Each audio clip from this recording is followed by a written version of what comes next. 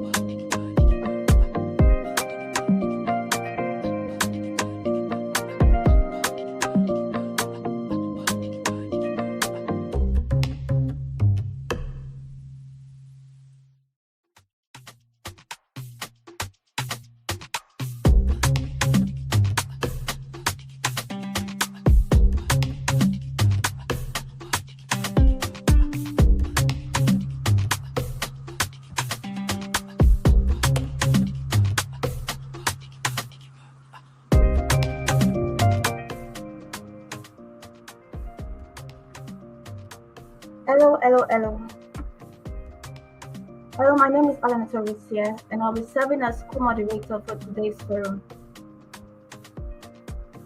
On behalf of Langovest, I want to extend a warm welcome to our co-hosts, our speakers, and every participant joining us. This is the first Langovest Community Forum organized in partnership with Nigerians in Middle East Diaspora Group. Your participation marks an important step in building a more connected and credible diaspora investment community. Before we begin, a quick note for all our attendees. As part of today's forum, Langovest is offering several participant incentives, including access to free research content, a first-time investment bonus, and a prize competition. I will share full details later in the program. Now, it's my pleasure to introduce our moderator for the day, the founder and CEO of Langovest, Kelvin Amafina.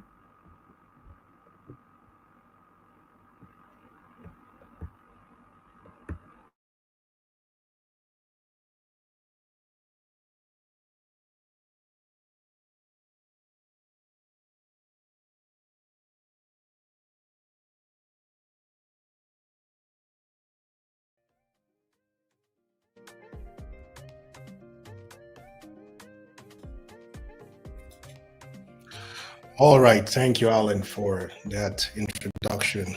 Good morning, good afternoon, good evening to everyone who's joining us, and wherever you might be located around the world.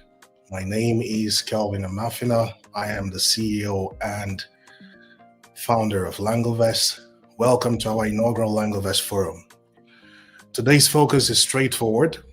We're going to focus on how Africans, especially the diaspora, can drive scalable, sustainable, community-led infrastructure development across the continent. This is an event that I am personally very excited about. It's our first event, and we have a lot of amazing speakers to join us. Just a few words about Langovest. Our vision is very simple.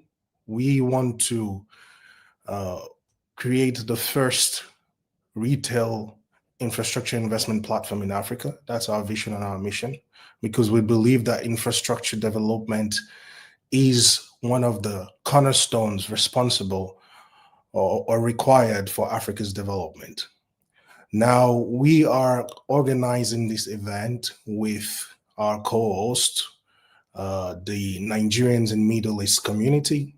their perspective strengthens the purpose of this gathering. So a big hello to all the viewers from that community. We want to thank them for joining us to organize this event.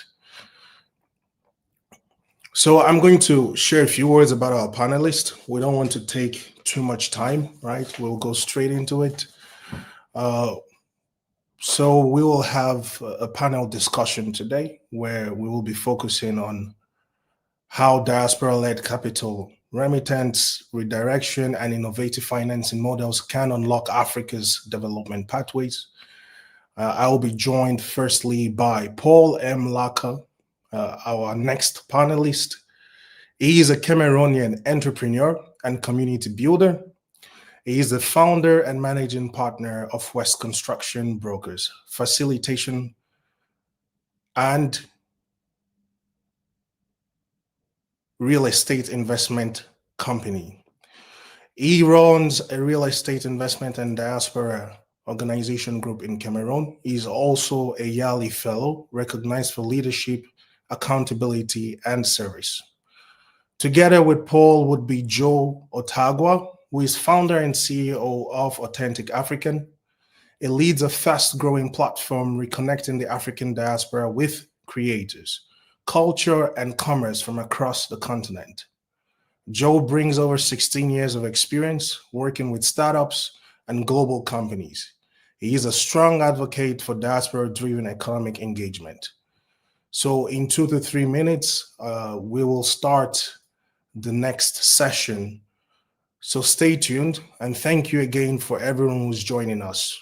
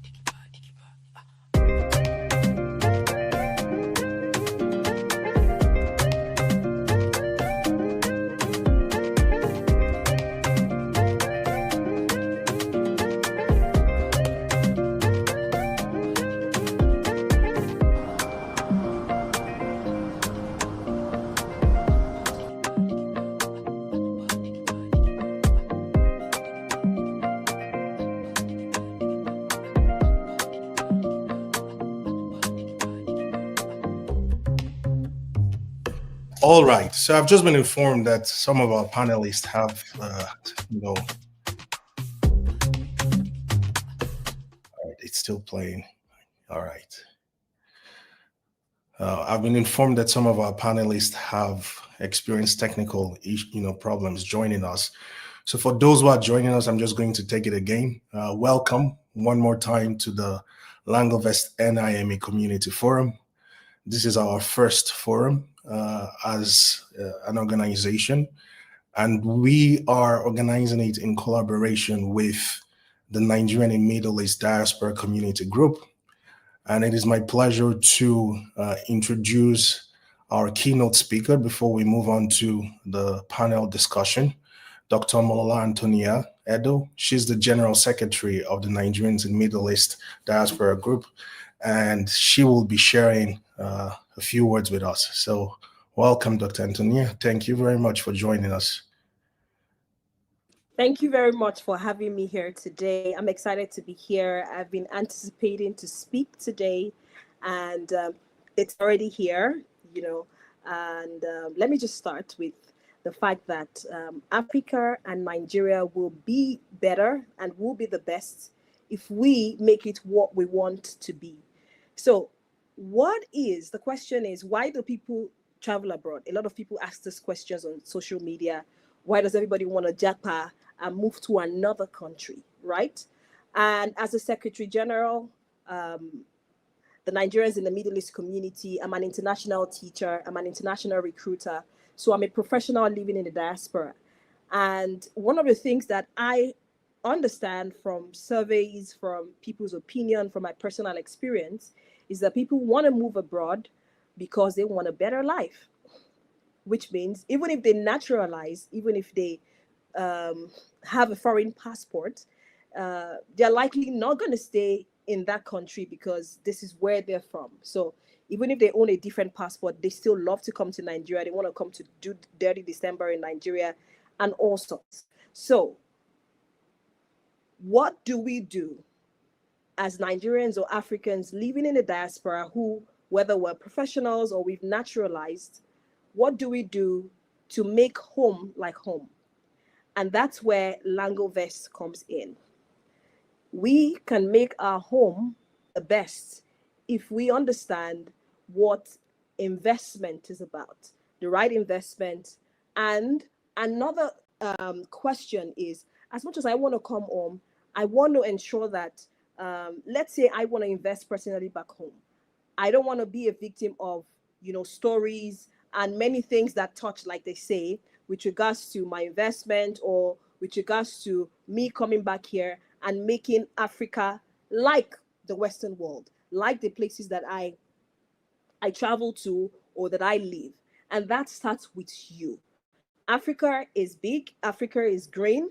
Nigeria per se is a place of opportunities, unlike the Western world where we do have a lot of innovation. Here, with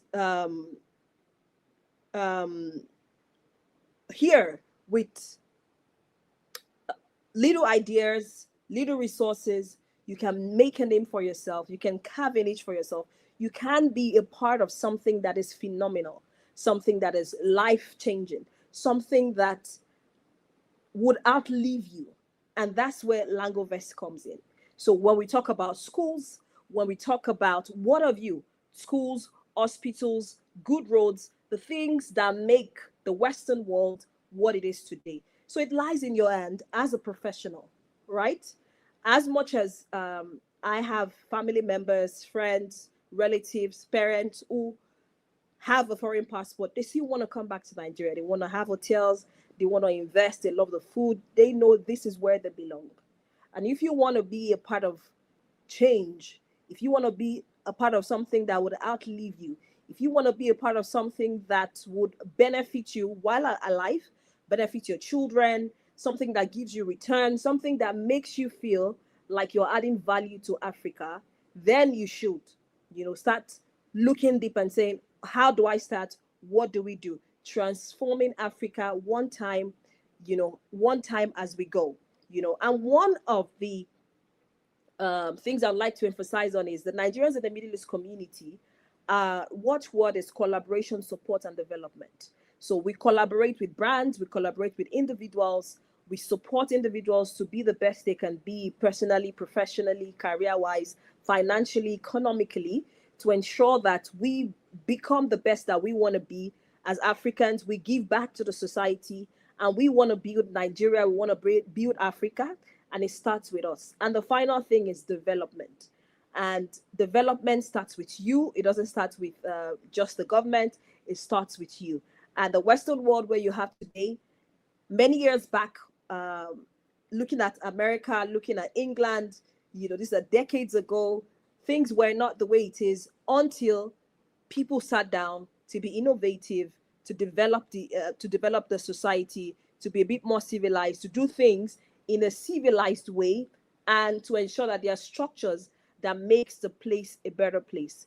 Yes, this is where you investing, you transforming lives, you transforming your nation, and you doing something that totally outlives you. So I'll drop it here for now. I don't know if you do have any questions for me, but thank you very much.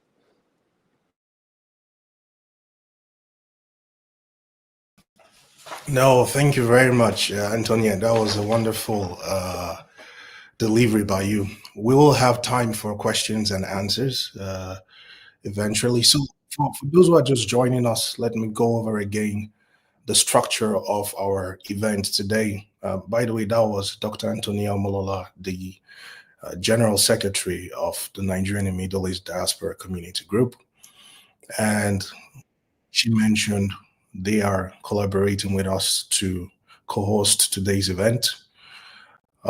Today's event will be divided into two distinct categories. The first is where we'll have a panel of speakers come and share their opinion on how the diaspora can play a more important and more direct role in infrastructure development across the continent.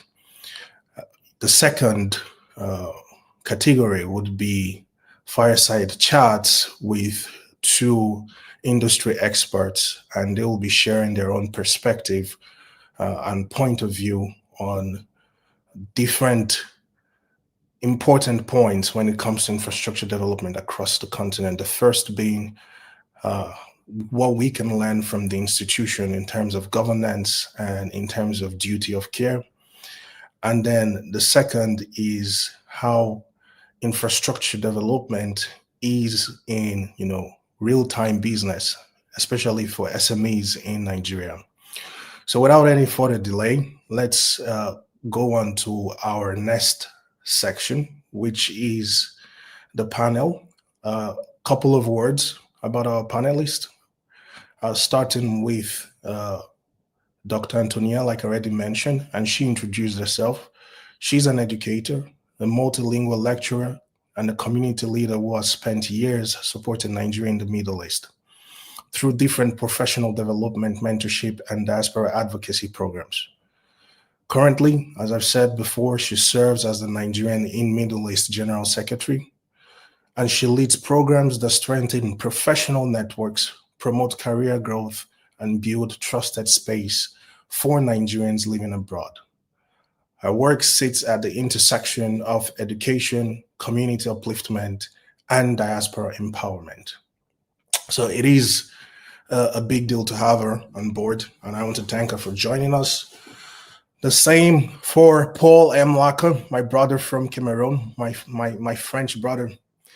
He's a change maker, working at the intersection of diaspora investment, ethical leadership, community development. He has experience across Africa and Europe, including leadership roles at Regus and HP, where he received the Top Talent and Green Champion Award.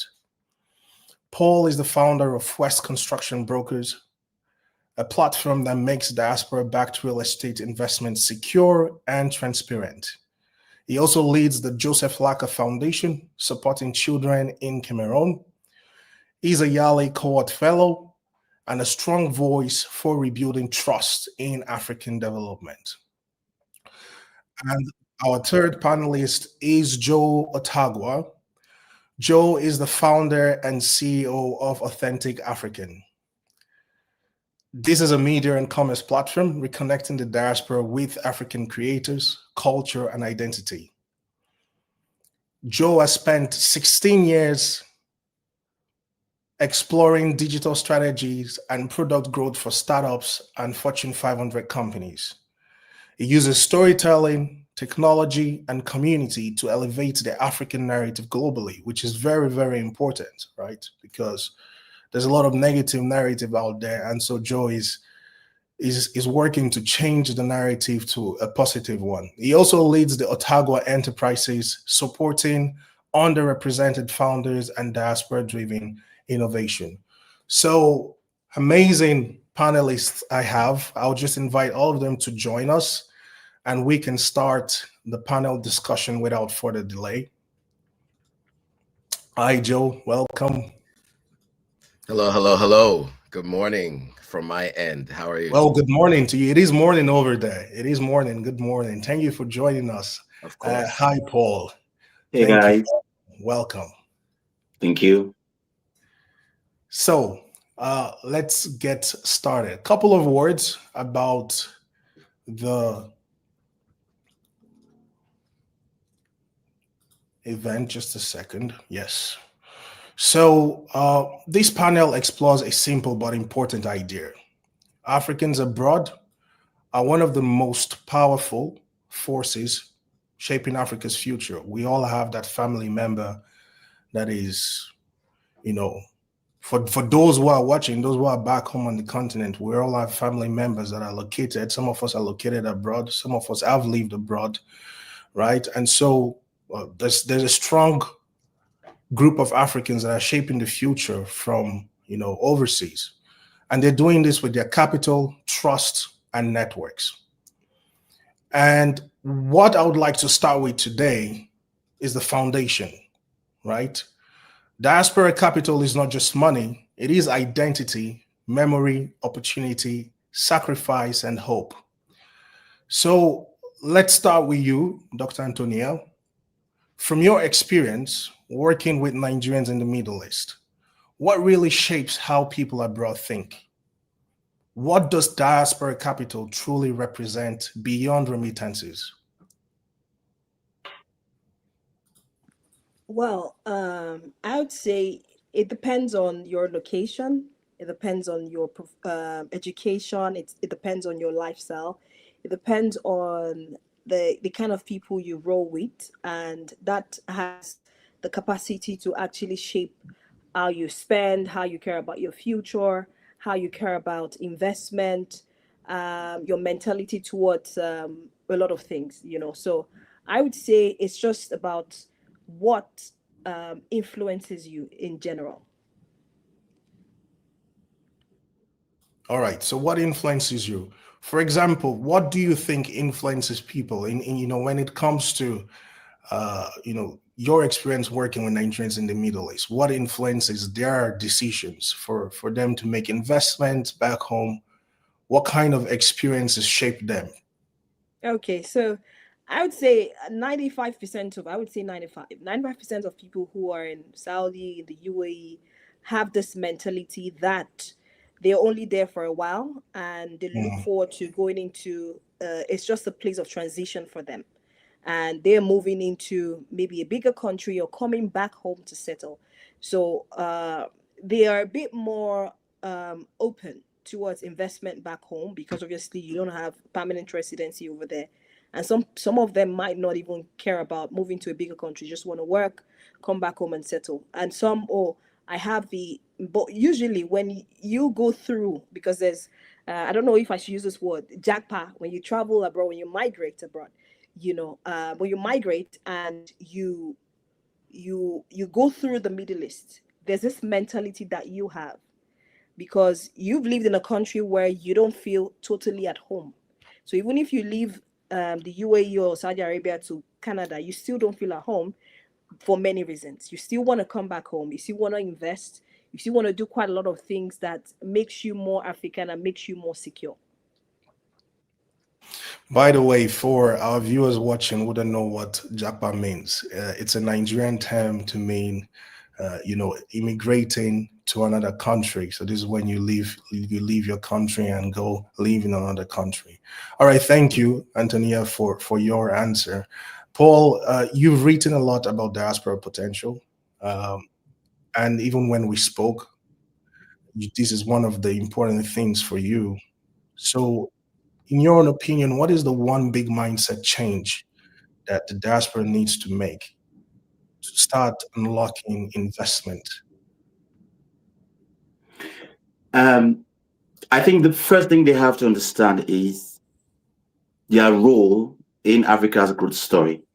If you read some of my articles, I always say the diaspora is the continent's 55th state, borderless and powerful. Like with great power comes great responsibility. We need to know that our role when it comes to the various currencies that we can offer in terms of money, in terms of competence, and in terms of global reach, we need to start knowing that we've got that responsibility and we have a big part to play with how we shape the future of Africa. So I think one of it, the first thing would be ownership, being accountable. I think Dr. Antonia touched on something which says we need to start with ourselves. We need to start thinking different. We know the issues that we face back home. We are aware of those. And then we have come to another place that, we see things being done differently. We see systems that work.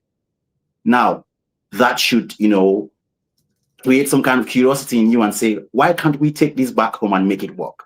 Why can't we, instead of complaining about the system, play a role in shaping the future? So I think it's, first of all, ownership. It's, first of all, not trying to say it's the government's issue, but own it and be active in changing our story. So with just that mental shift. Yes, thank you. And what you've said is so true, because I think there was a statement by an American president. I don't know if Joe would help us out here. Don't ask what your government can do for you, but ask what you can do for your government. That was JFK, if I'm not mistaken. Yeah, JFK, right? So this is so true, and I think it is the rock bed of development across every country. Well, Joe, over to you. You yourself, you earn abroad, right? You are an actual, in the real sense of the word, African American. Yeah. What has guided your own thinking up to this point? Because apart from earning abroad, you also invest a lot in Africa. Sure. Real estate, right? So based on your own personal experience and the clients that you help, what has guided your own mindset shift that started that investment activity on the continent? Absolutely. Yeah, it's a great question. And I also just want to make sure I get the quote right, because I always get it wrong as well. It's ask not what you can do for your country, what your country can do for you. Ask what you can do for your country. And that was Kennedy's words, and it's called to action. Now, as far as what's guided me, honestly, the first time I went to Sierra Leone as an adult, I was about 25 years old. And what I saw was a country that was under construction constantly. And I met a lot of people with a lot of needs. So initially, it was just thinking about how I can help. As I started going back, I also saw how I can earn. There was an interesting thing that I saw was that Africans were looking to leave, but non-African nationals were looking to come into the country. And I was just trying to understand why that was. And I could see that there were other foreign nationals from some of the places described earlier on this chat, but also all over the continent of Asia that were coming into the different places I visited, but specifically Sierra Leone, which is where I started. And so I realized that I could do good and do well, right? Do good for the people around me and do well for myself financially, as long as I learned what was causing all of those other people to come to the continent. And so as I did my research, I realized that, one, real estate investing seemed to be one place where you can really get a return on investment. And then also I saw that there were folks in other sectors, mining, et cetera, where they found a lot of value. And so although I'm not in that sector, it was important enough for me to know where to focus and where people were really divesting their funds and diversifying their financial interests. So for me, I think that's what sparked it. And I continue to maintain that focus. As you can see, the impact it's making with every new development, the number of people that I'm putting to work. And with every new partnership, I'm also seeing the fruits of that labor in terms of the doing well part of it as well. I hope that answers your question. Yes. Thanks, Joe. So, in terms of what is necessary to change the investment behavior of the diaspora, you all have mentioned, maintaining that connection back home, ownership, agency, And Joe, you're saying, seeing the possibility. So to change the mindset from just seeing problems and seeing possibilities. Very, very, interesting answers. Thank you. So we'll move on to the next section or category of questions. Back to you, Antonia. When diaspora members say they don't trust the process back home, what exactly are they afraid of? When you talk to people, when there's investment opportunities, this comment and statement keeps coming up. We don't trust the process. What do people mean from your own experience?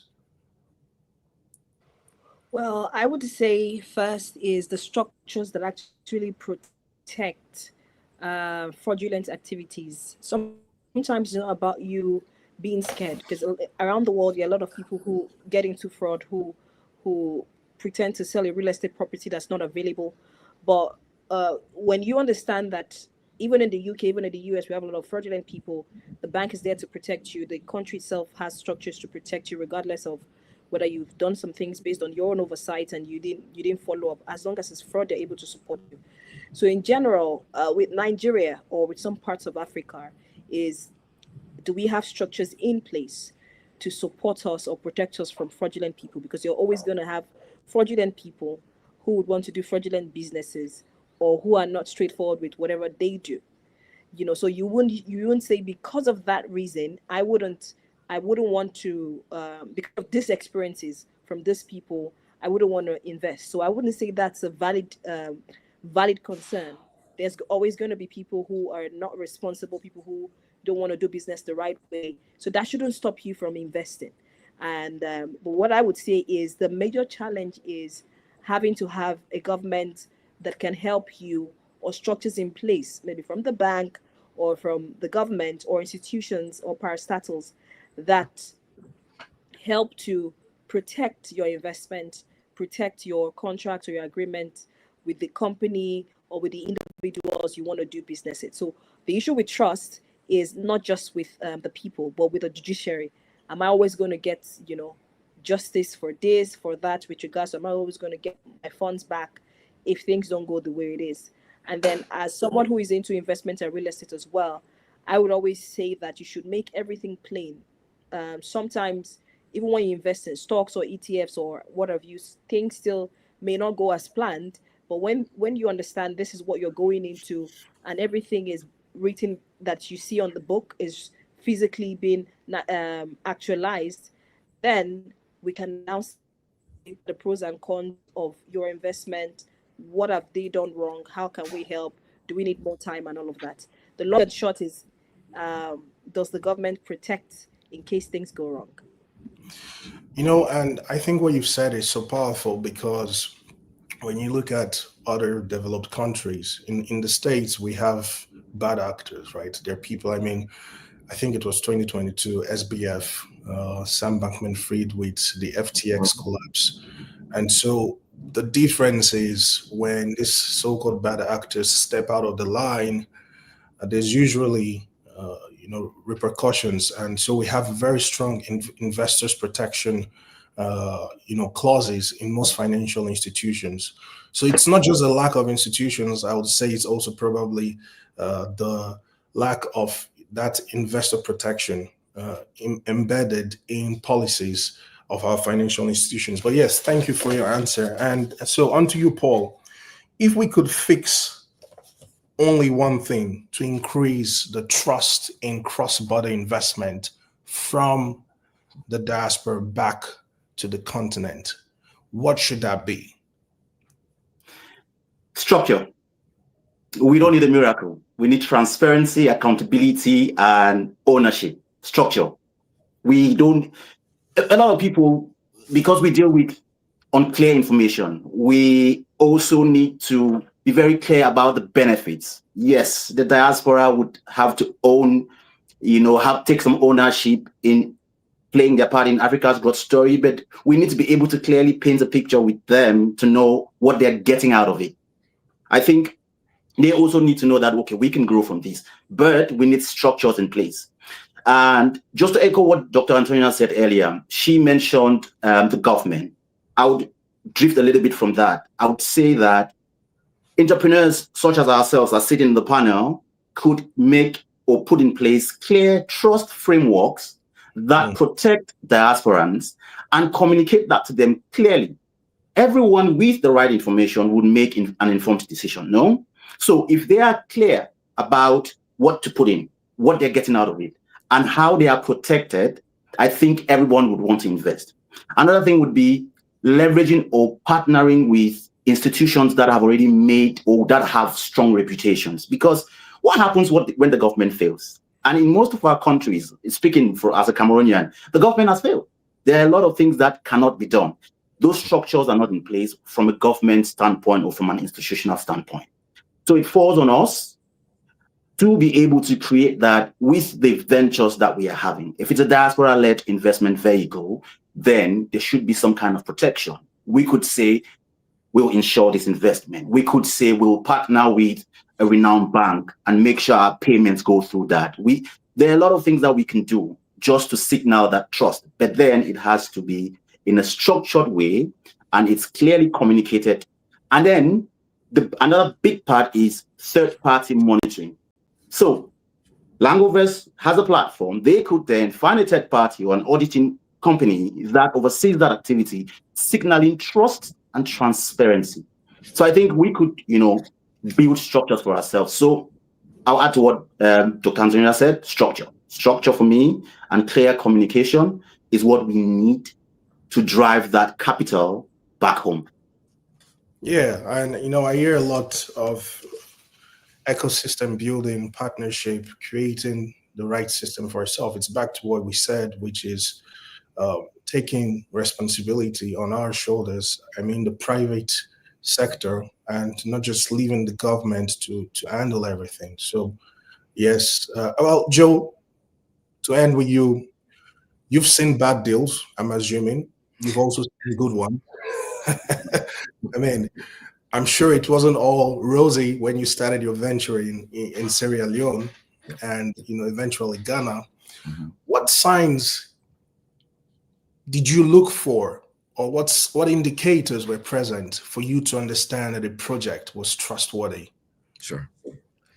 Yeah, that's a great question. And I will say to two earlier points, I think one, I want to add to what the other two panelists said before I answer that question. One, I think enforcement is not coming from the governments. Very unlikely that it will. So I think that, all the things that were mentioned before, good governance, and all the other things, enforcement, if something goes wrong, is hardly ever going to be the solution that you'll have. And so I think people need to understand that is not going to be a way that they are going to, be able to resolve any land or business issues generally.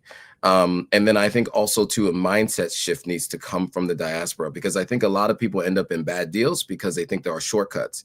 They think because it's Africa, and maybe that is our fault because of how we've communicated the continent to others, they assume that they can do things with shortcuts and not follow the rules that are in place to ensure that land is able to be purchased by them. I can't tell you how many times I've talked to people through my platform who have acquired land that was not owned by the person they bought the land from, right? And it's because they got emotionally invested in the idea of visiting the motherland, and there were all these things, these emotions that came up, and they made an emotional decision, whereas they would not make that kind of decision in the United States. So that's one piece of it. And then the other piece is that they tried to do some shortcuts, right? There's a framework for how you register land and how you check that land is registered in almost every single country. It's a little different everywhere, but there are frameworks in place. Many people try to skip those.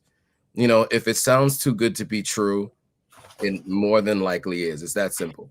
And so on the flip side, I fortunately had heard many stories from family members who had attempted to build back home remotely. Folks from the previous generation. These are baby boomers who throughout the 90s and the early aughts and the 2000s had been building back home. And you hear all the stories of people finally going and seeing that there's like 2 cinder blocks on their property, and all the while that person who was quote unquote building for them was building their own house and taking pictures of their own house, right? And so what I did was from day one is I started with doing extensive research on who are the major contractors building in country, what had they built previously, and then not only was I talking to who they were, but I was also reaching out to people who they had built for, right? So speaking to those folks, understanding what the process was like, and doing my best to get a feel for who those people were. I also know where they live. One of the things that I find to be true around many parts of the continent is people's family name is really important to them. And not bringing shame to the family generally is something that you can find. And so I don't always recommend that everyone do that, but if you have that level of insight and detail to the people who you're working with, they are much more likely to, operate with, the level of integrity that you need. And then, of course, you trust but verify, right? You can't fully trust everyone that you're working with. You can trust them maybe to do the job, but you need to verify as well. So I don't recommend you do anything fully remotely. Obviously, I think that you should have either a really competent project manager there for all the major elements of a build, or you yourself need to be there in person to be able to watch what is happening on the ground. And so, I would say that those are some of the key factors: is doing the research beforehand, trust but verify, and continuously check up on your project as time goes on. Those are the best ways that you can ensure that you're going to have something as close to, or if not even, be more impressed by what ends up being built beyond what you initially anticipated. But it's going to require a lot of work. You need to do more work than you may have to in your home country as a diasporan. Thanks, Joe. So what I hear you saying is research, verify, have people who would follow the laws and not based on emotional sentiment. Yep. And, all these things being taken into consideration can help people make better decisions. Thank you for your answer. All right, so to the next category of our questions. Back to you, Dr. Antonia. Which sectors do your community members talk about the most? And that's because not every sector gives the same returns, right? We know this. So the three of you have one thing for sure in common, apart from the fact that you're strong advocates for diaspora inclusion, is the fact that you all are involved in real estate investment. So what sectors do your own community members talk about when it comes to investment back home? Obviously, apart from real estate, because I think, everyone has touched on real estate. What are the sectors are interesting for your members? Okay. Well, like you said, real estate is number one. I would say health. A lot of individuals that I've spoken to mentioned that they wanted to have a lab, or they have a lab, or they have an hospital, or they consult for something. Health is with regards to the health market in Africa. It's it could be medicine, it could be something with regards to health. Maybe it could be selling of medications, having a lab, having a hospital, such as that. Education as well. Some of them have schools, some of them have universities, and all of that. Some are into industrialization, agriculture. Yes, I do know of agriculture. I have a couple of cousins who have large farms, who have people who manage, who they visit from time to time. They have CCTV cameras around there to check the daily entries and all of that. Although with agriculture as well, we've had very good stories, and we've also had disturbing stories as well, with regards to how much they've invested and how much they haven't had anything to show for it. So I would say agriculture, I would say education, I would say health, and I would say maybe building industries, import and export, importing from China, selling to the market and all of that, which sometimes that might fall into the category of services where they don't have to, do so much. They just buy cargo and bring it back here. So. All right, thank you. Yeah, I think agriculture is an interesting one. At Langovest as well, we've decided there's a lot of vibe around agriculture right now. The buzz around agriculture is a lot, even though it is an industry, just as Joe pointed out, where you need to be on ground to see, to maintain efficiency, right? Especially because it is a sector with a lot of operations required. The OPEX is high. On to you, Paul. I mean, you're someone who writes a lot, and you communicate by writing different articles. Which sector has the most engagement from your work? Dr. Antonio mentioned several sectors. Which one do you see has engagement from the information that you put out there? Real estate, because people, as you say, people invest from a place of fear. Real estate because people want to see something tangible. But the second would be agriculture. And it is just because Africa has basic problems, and all we need is a fed, healthy, and housed community. So those are the three pillars.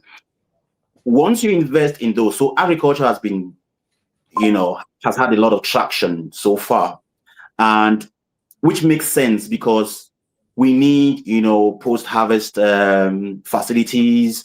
We need things like processing units as well. And then I think the next one would be telemedicine, community centers and all that. Yeah, so it will be real estate, healthcare, and healthcare and agriculture. So real estate, agriculture, healthcare. And then we are seeing a lot of change in digital infrastructure, but to me, I think it's a fad because we cannot talk about smart cities and AI when people are not fed or healthy, or people cannot, don't have shelter. So yeah, for me, it's what is trending in the West. So it's making sense to us to, focus on that, but we have a long way to go. So agriculture and healthcare for me would be the area to focus on. Yes. It's so good that you mentioned that because I was reading an article recently where the writer says there are two categories of people building in Africa right now. Those that are building for an Africa that we are not aware of. It's an Africa made up in their mind, where they talk about AI and nuclear power and what have you, just to fit into the hype coming from the West. And then you have those building for the grassroots, trying to solve the real problems. However, the reality is people, those who build for, this made up Africa in their head, they have a lot of capital, they have a lot of encouragement, right? Because this is what is interesting for investors. And I think that's the point of events like this. It's to shine a light on, the grassroots reality and where we need investment to actually go to. So thank you for saying that, Paul, right? Joe, on to you. From your own investments across Africa, the same question, but I know that you personally, one of the programs that Authentic African runs is to help Americans, and correct me if I'm wrong, to get naturalization and citizenship, yes? So those who have managed to come back to the continent and naturalized, what sectors are they usually interested in? Yeah, so and I partner with people that actually facilitate the processes for them to get either residency or citizenship. My goal is really to educate those people and to make sure they're aware that it can happen. And by doing that, there are a number of different things that you get as a benefit, right? With citizenship, that means that you can buy land without having partial ownership, or you can start a business without having partial ownership by someone else with citizenship within that country. And so that generally is useful and helpful for especially those who don't have really deep ties to that particular country. And I will say one of the things that I've seen that is an emerging group of businesses, which they span across the spectrum, are businesses that are focused on assisting the diaspora when they come back, or conveniences for them, right? And I think that's a really important underserved, overlooked and underserved market, because, you know, as we've talked about throughout this discussion, there are going to be hurdles that people are going to have to get over in order to build a business, to invest in businesses on the continent. And there's a lot of information that is going to be required to help them get there. And, you know, knowing that there are those challenges, you know, there should be softer landings for those folks who are looking to invest in these emerging markets. And so I do think it is important for those of us who are thinking about the continent to also think about products and services that serve the diasporans that we're even talking about, who are looking to invest. And so what I've seen as growing sectors is something as simple as a clothing shop that sells clothes that are worn by people in the West. Right. So when people come home to a country where, you know, there are people who like to shop, right, especially for a major event, and they're looking for clothes that match the aesthetic that they're used to dressing in. It may seem trivial, but there are very few companies that offer that. And so those people do very well, especially during the December holiday or around the independence holiday of the major countries that we're talking about. And so that's something simple, maybe trivial, but offering clothing for those who are coming back, clothes that they're used to wearing, so that they can feel confident and comfortable going to a banquet or wherever they're going. So I think that it's an underserved and overlooked market, is building services and products for those people. Now, that's what I think should be focused on a little bit more. What has been the number one focus is what we've already talked about here, and that's real estate. Because to the earlier point, it's something tangible. People can actually see the development as it goes along. And many of the people that I speak to who are coming to the continent, who are, you know, diversifying their financial portfolio, is people who have real estate already in their country of origin. And so they already understand real estate to a degree. And so they're just applying what they know to a new market. And so that tends to be the place where people start with first, which is why I started there, because that is something that I had already, I had invested in at least one property here in the United States prior to, starting my investment journey on the continent. And so it just is a smoother transition for those that are entering a market that is a little bit more unclear of what obstacles are going to be in your way. And so, yeah, I think that it is going to be real estate is really where the number one focus is. But I think the one that people aren't thinking about enough is focusing on the diaspora community and assisting them with whatever their needs are to come back. Because I think, as was mentioned before, right, that is the 55th nation, right? All the diasporans, or what is it, the sixth region in Africa, they say, is the diaspora too, with, over, what is it, $2 trillion in spending power, I think is the number now, or is it 3? But it's quite a substantial amount. And, we want to ensure that it's deployed responsibly, and, people have good experiences so they continue to come back, and we can, get Africa back to its rightful place on the global stage. Thank you, Joe. That was powerful. That was really powerful. So, and it's something that you could see in Ghana as well, which is a country that you visit, quite often, because I think, if I remember correctly, if memory serves me right, there was a period of time, especially around COVID and towards, 2021, 2022, where we saw this mass migration of Black Americans into Ghana, and many of them were starting restaurants and resort places that a lot of Black Americans were used to, like at the standard of the States. I don't know if that's a correct statement, right? So it's very similar to what you're saying with the clothing, but I think in Ghana it was mostly about restaurants and around entertainment. Yeah, absolutely. And just for context, so people know the numbers of people. So, you know, obviously there's going to be a small percentage of those people who actually decide to move. But I do want to go through some of the numbers for people to be aware of what has been happening in Ghana in particular. I myself, of course, went to Ghana for the year of return. Under the former administration, the previous president in Ghana, his focus was this year of return. 2019 marked 400 years since the beginning of the transatlantic slave trade. And so that was, of course, in Ghana, they have the Cape Coast Slave Castle.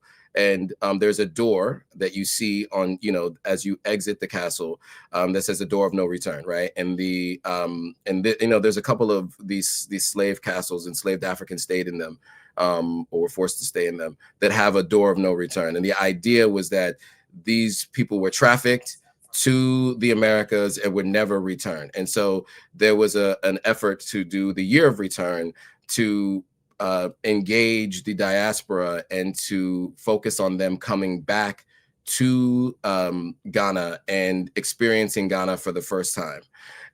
And so the numbers were really staggering over the last few years since that happened. So I just wanted to go through some of them so people are really aware of what those numbers were. So in 2019, there were 1.13 international arrivals. Now, in 2020, that dropped to 355,000 because most of the countries were on lockdown because of the pandemic.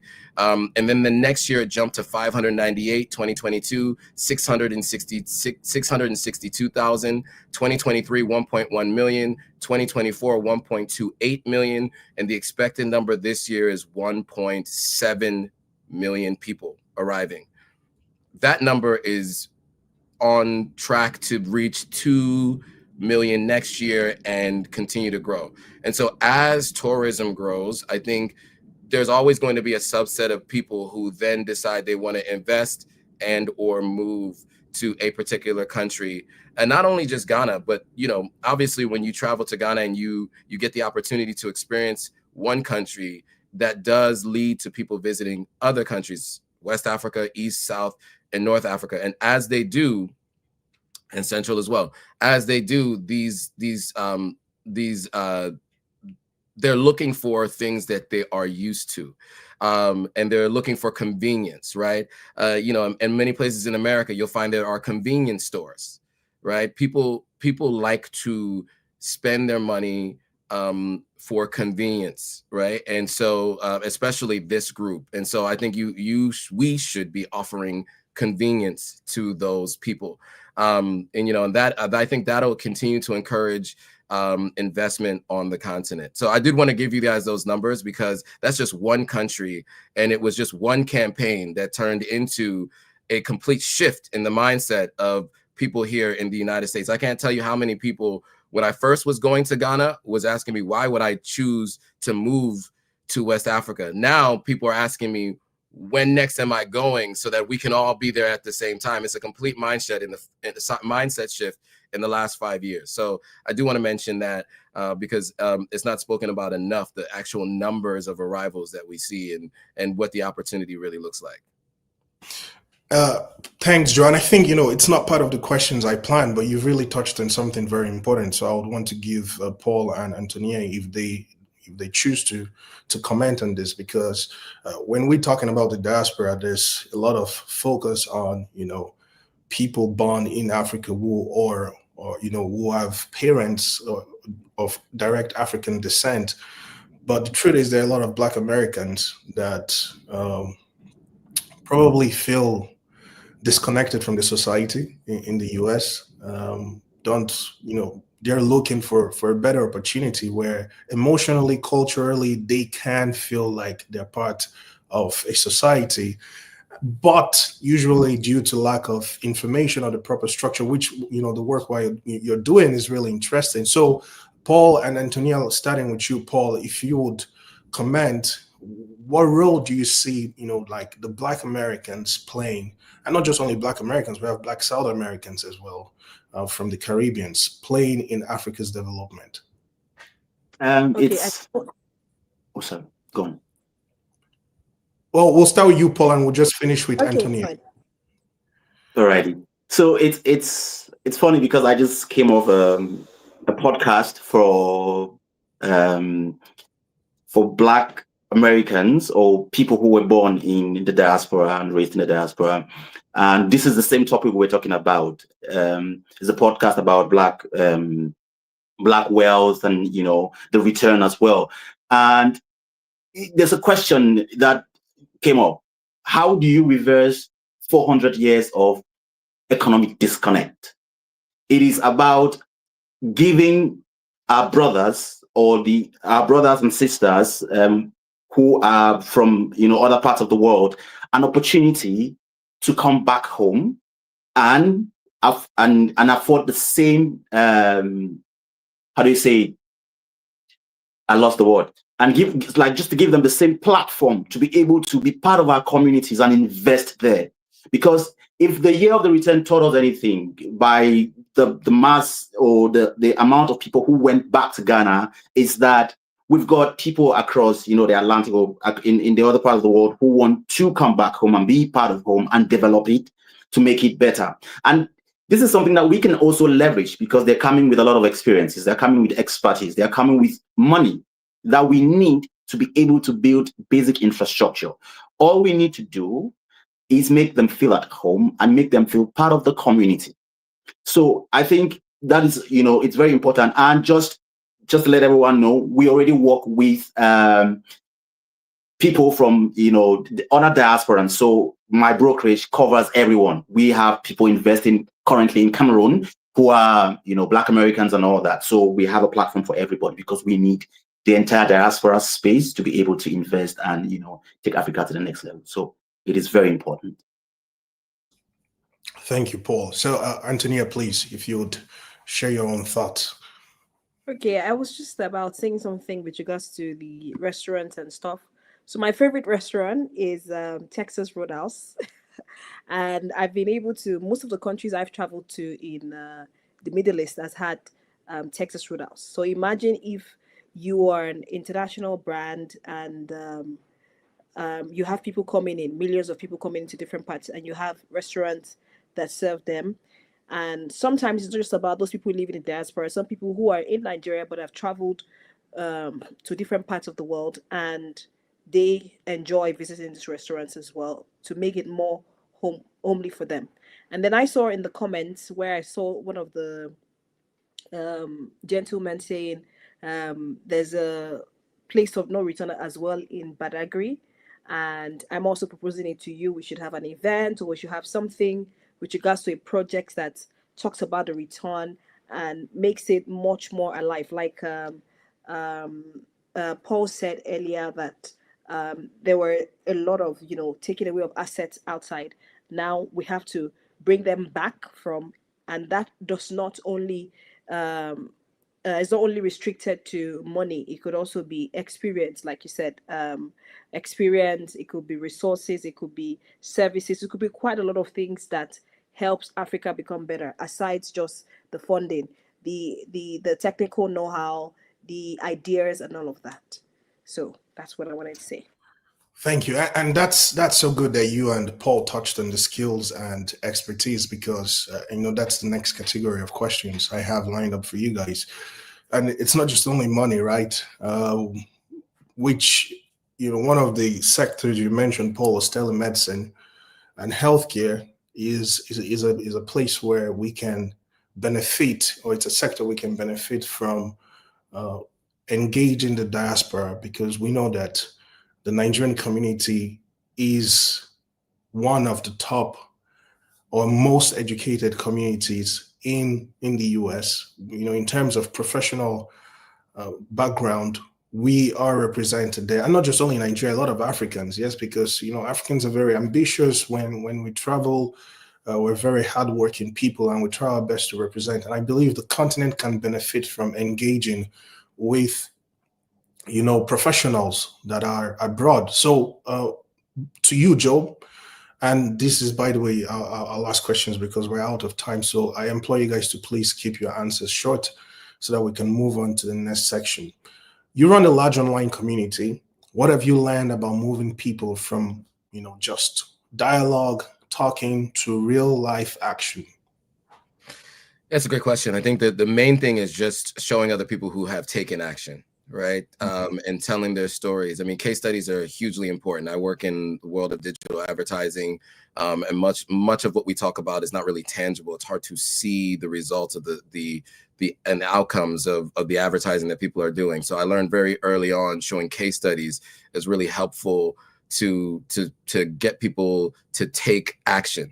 And so that's the same thing I do with the platform, right? I speak to those who've taken action. I've interviewed you about this platform with Langovest. I've interviewed many people who have built, developments, who've been building housing, who've started businesses on the continent.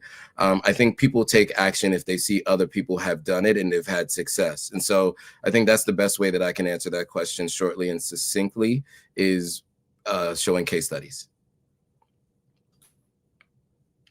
Yes, it is. I mean, it is a known psychological law, herd effect, right? Human beings, it's easier for us to do things once we see our fellow human beings doing it. That's, we are more encouraged to take action when the people around us are. So I like that answer. Yes, and Paul, to you, if we could build one practical structure in this coming year, right? 2026, we're entering into a new year, something that creates real impact. What would it be in terms of engaging the diaspora?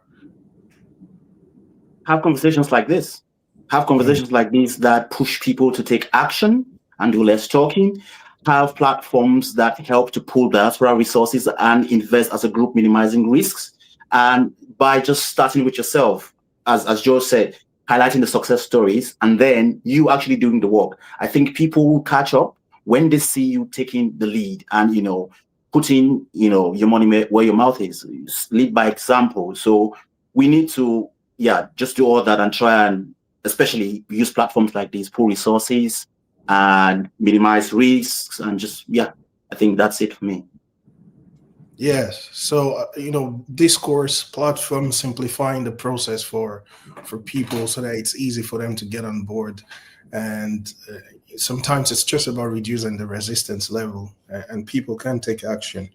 And to you, Antonia, as we bring this discussion to a close, and then I'll give you guys the opportunity to wrap up, and we'll take questions and answers.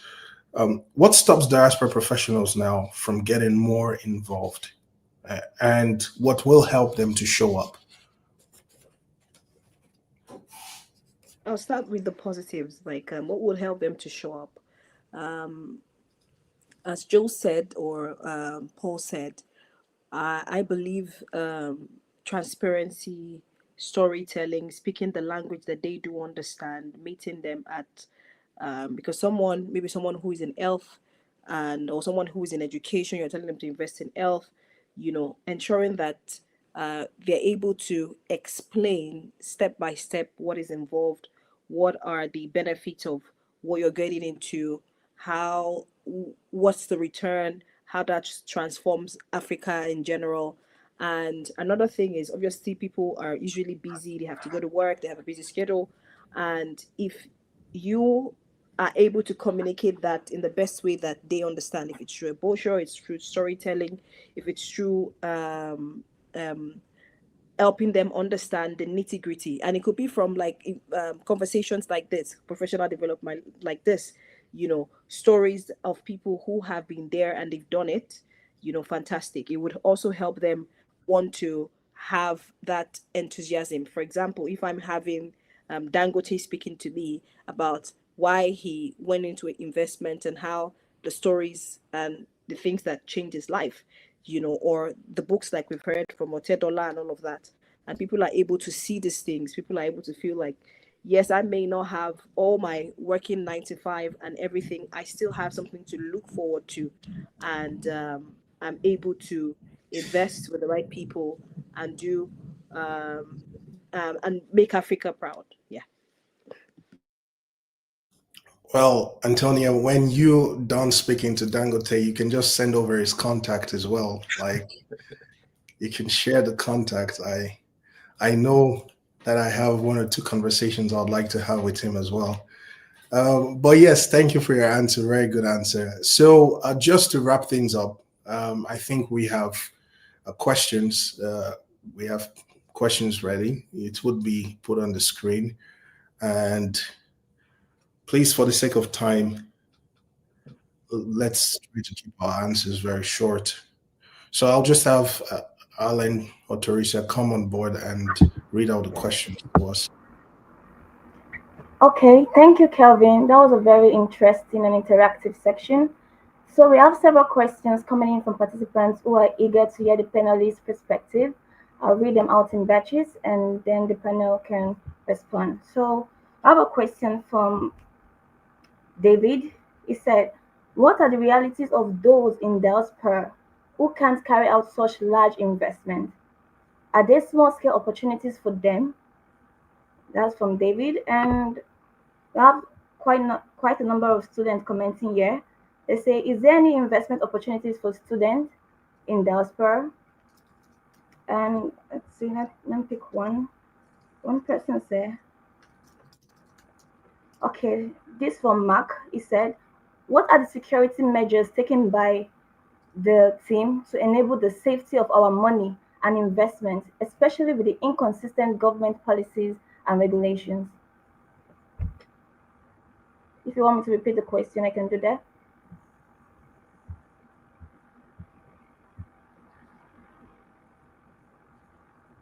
I mean, I've heard some of those questions. I can answer maybe one or two. If all right, go for it, Joe. Go for it. So I heard three, right? So small investments for those who don't have, who aren't ready for large scale investments. There was a question about opportunities for students, and then there was a question about security measures. Yes. So I would say, you know, when it comes to small investments, I think what probably makes the most sense is working together to pool you know, finances and funds together if you aren't someone who has enough, because, you know, many places, you know, if you want to, because I deal with buying land, right? In many places, you can get land for, you know, I got 5 acres of land because of my connections for $6,000, right? That still might be too large for most people. So you may have to work with other folks. But land you can do in smaller pieces. You can also buy one plot of land, you know. So if that individual maybe has $1,000, one, you know, maybe not a whole acre, but a few plots of land would have been available to an individual with 1,000. I do think that, you know, when it comes to investments, I do believe that you want to find a way to start small, right, and scale. So I would say pool your money together or do some research to see if you can buy a fraction of something as opposed to trying to buy something large if your income is just not there. I think that operates the same thing for students. I don't know any specific programs that are specifically speaking to investing for students, but many students are in that same position as the small investment. So I would say the same advice applies to that group. And I would say with security measures, the best thing you can do is use your own, right? The best thing that you can do is do your research, do your due diligence, because, you know, as we mentioned before, enforcement is lacking in a lot of places. And sometimes the security measures that you would anticipate are not always there. And so you are going to need to find processes, and that means communicating with folks who've already done the work that you're looking to do, and find out from them what they did in order to be successful. Most people are willing to talk about what they've done on the continent because they want to see the continent move forward. If you do well, they do well. And so I would also say, to, as much as you can, speak to folks who have done what it is that you're looking to do. And that helps a lot with the quote unquote security measures. So those are my answers. I'll turn it over to the other panelists if they have. Yes, Joe, because of time. So I'll also have Paul and Antonia just give their take on the same questions. So just to repeat, security measures, small scale investment opportunities, and opportunities for students. Because of time, I'm just going to give an all-in-one answer. Leverage investment platforms. You would have small contributions. You would have the security that comes with it, and it is easy to start with those, right? Because this is the truth. Any business that you're doing from a distance would most likely fail. Some businesses need that direct attention. But then, if you've done your due diligence very well, and you have these diaspora-led initiatives that help you pull resources together, the Langovest, the Forest platforms, all those, and you can, take that risk or that initiative or be part of it, that is your vehicle to making long-term wealth. And be patient, because it doesn't just happen overnight. So do your due diligence. Really, really use diaspora-led investment vehicles that have a track record. But then it's unfair to some of those that are starting, because they would only have like security frameworks in place to help clearly communicate the risks and security measures they have in place. So use diaspora investment platforms as well. For me, that's the Powerful. Thank you. Leverage investment platform. Powerful. And lastly to you, Antonia, if you can just wrap things up for us. Leverage investment platforms, why is something that has proven to have been successful. And I remember a few years ago, I was approached by a friend of mine that she wanted me to join this investment company to build towers or apartments in England. And once it's done, once it's sold, you're able to get your return. And it was quite affordable at that time. It was maybe £1,000 or £2,000. And then quite a lot of people had to fund. And then the return was fantastic, because the investment, obviously having a building in London, being a part of something that is phenomenal and all of that. So there are investment platforms like Langovest and many others that are trustworthy, that you can rely on with your token, with in different areas that you feel. So if you feel agriculture is not fantastic for you, it could be real estate, it could be medicine and all of that. And there is credibility, there's accountability, and there's transparency. Thank you.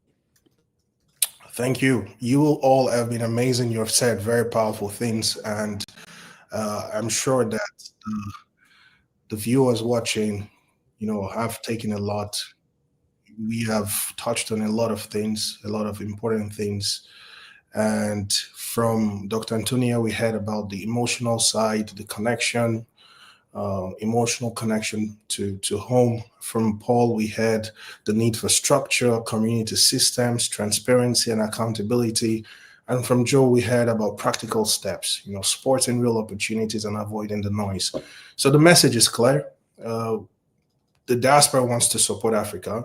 We know this from the example with Ghana. Africa needs the diaspora. This is a clear statement of fact. The only thing that is left is for us to build the structure that makes this partnership works. And that's what we are committed at Langovest to do. So I agree that we need more conversations like this. I want to thank each and every one of you for coming on board. We will take a short break and have an interlude right now. Our team has prepared a video that would help introduce the next section. So thank you all. I'll invite Authority to come and help us with the interlude. Thank you once again, Kelvin. And we will now play a short video highlighting the concept of our next discussion. Please watch and we'll continue immediately afterward. To the team.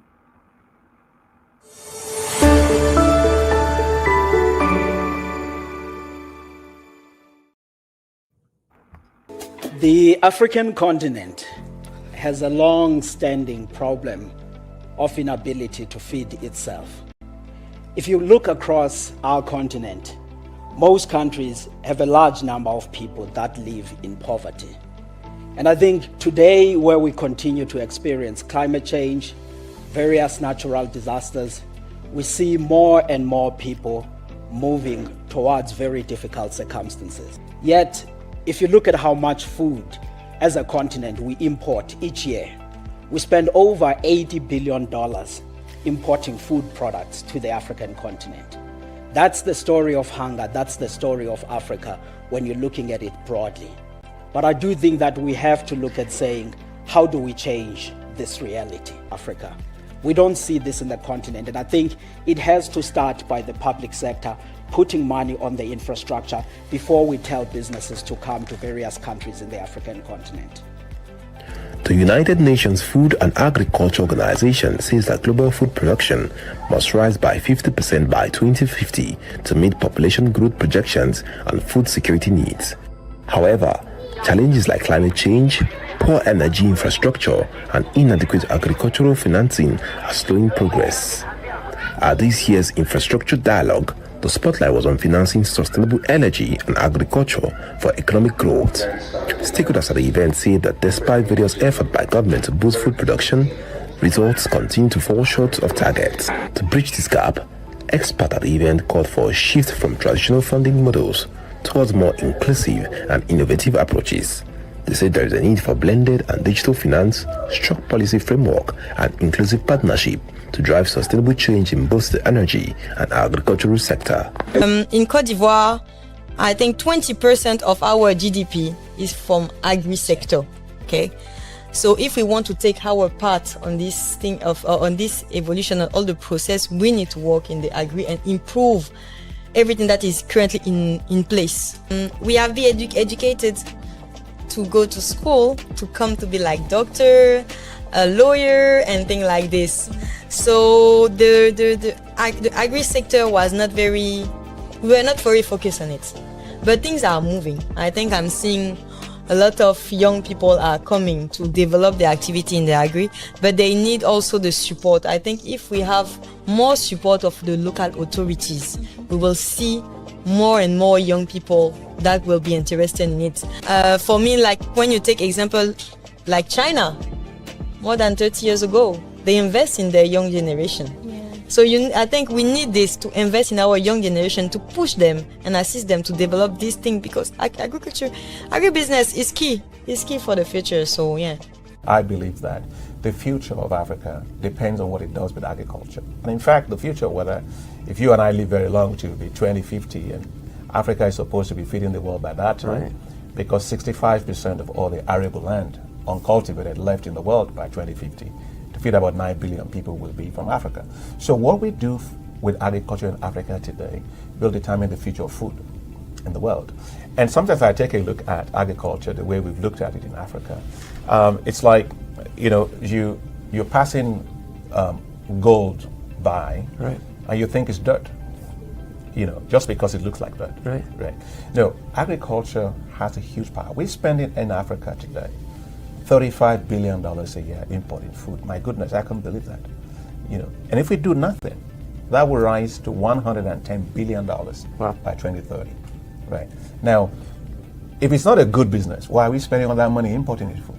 So I want agriculture to be a big business in Africa that can create a lot of jobs for our young people. I really want the young people to see agriculture as a mega business. Now, and so agriculture is supposed to produce billionaires in Africa. Yeah. But it has to mean that we change our perspective on it. When I look at the money to be made in agriculture, the size of agriculture and agribusiness by 2030 in the African continent, it's going to be $1 trillion. And so you can imagine the amount of money you can make. But we need young people to have the skills, to have the funds that will support them to turn their ideas into great agribusinesses. And I think that's the way to go.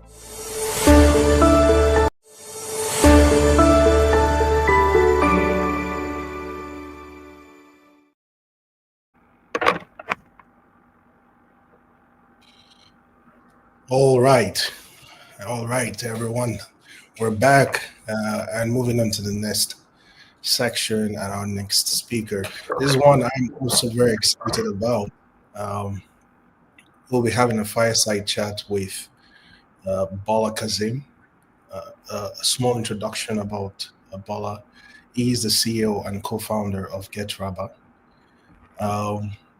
Very interesting project, very exciting project. The first time I spoke to Bola, I was not only excited by the project, but also by the person.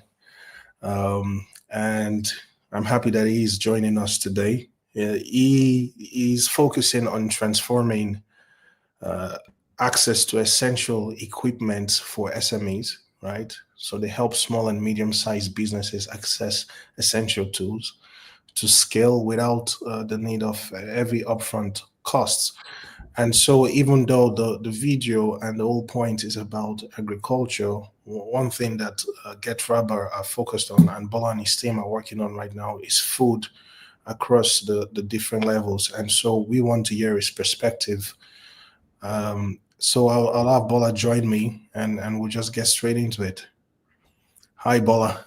Thank you for joining us today. You're welcome. Good to be here. Hello, everyone.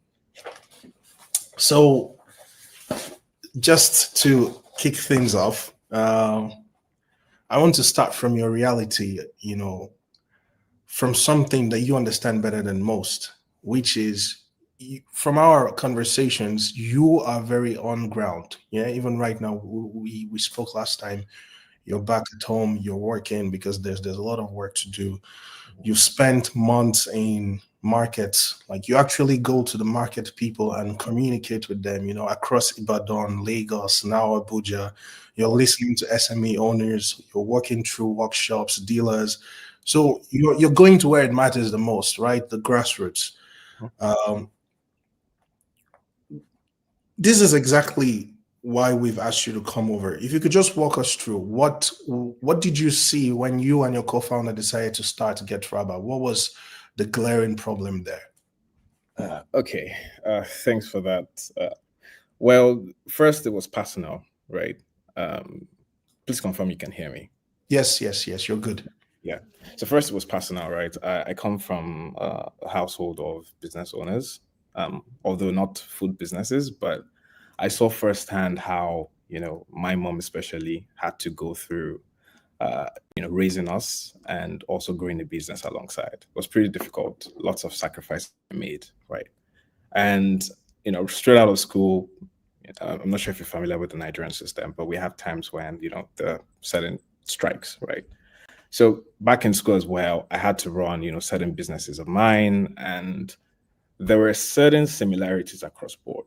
So if you're starting up a business today, or you're running a business that's been around for 2 years or 5 years or 10 years, there's a lot of similarities in the problems. The scale is just different. Running a business in Nigeria today is super difficult, right? Apart from the fact that the terrain is difficult, you also have to provide almost everything for yourself. When it comes to, things like power generation, you have to sort that out yourself. When it comes to, getting the right equipment, getting the right people, going through, setting up the business straight from scratch. Like, there's a lot that goes into that. So, like, personally, I've been able to see how business owners struggle with a lot of things. I mean, today we say we want to be able to export, we want to be able to share what we have with other markets. But that's only possible if we're able to produce enough for ourselves locally, right? And that's one of the reasons, we decided to start Rubber. We identified that for us to thrive as a continent, we need to be able to support ourselves. We need to be able to produce locally. We need to be self-sustainable. And how do we do that? We can only do that if the businesses that are responsible for this have the right resources, to grow. And that's pretty much the thinking that went into it before we decided to start Rubber. Yeah. And what is interesting for me about Rubber, and this is even why when I first reached out, I did was because what infrastructure is there's a tendency to look at big, large fixed assets. This is the message I keep preaching. Yeah. And I'm a firm believer that infrastructure is way beyond, those glaring assets in front of us. In my own definition, it's very simple. Infrastructure is anything that enables life.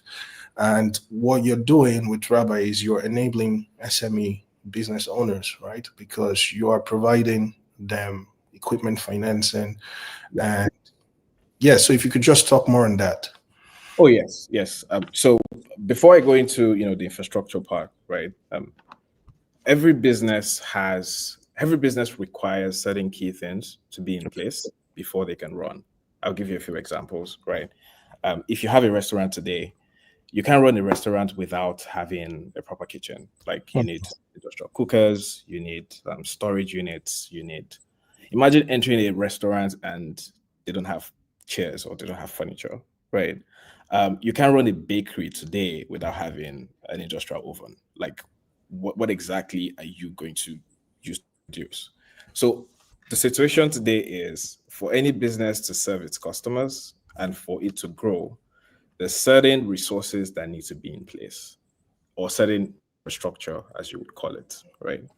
And that's where we come in. We say, for certain business types, today we are very focused on the food space, and not just agriculture as food, but like the entire value chain. We understand that there's food production, which is agriculture. So you think of the crop farms, the poultry farms. These guys require equipment to function, like things like tractors, like threshers, irrigation systems, greenhouse farm setups, and the whole lot, right? We also have food service businesses. These are businesses that take that raw food and make meals. Think of restaurants, think of bakeries, coffee shops, things like that. I mean, what's a coffee shop without a coffee machine? Yeah. So that's the food service business, the food service vertical. Then lastly, you have food processing, and these are the guys that also take some of these things and produce processed meals or processed food items, so like drinks, packaged meats, packaged fish, and things like that. The foundation of this business, the only way this business can function and scale is if they have the right equipment to carry out their operations. And that's where we come in. The Rabba model is a little different from the conventional financing models you have out there.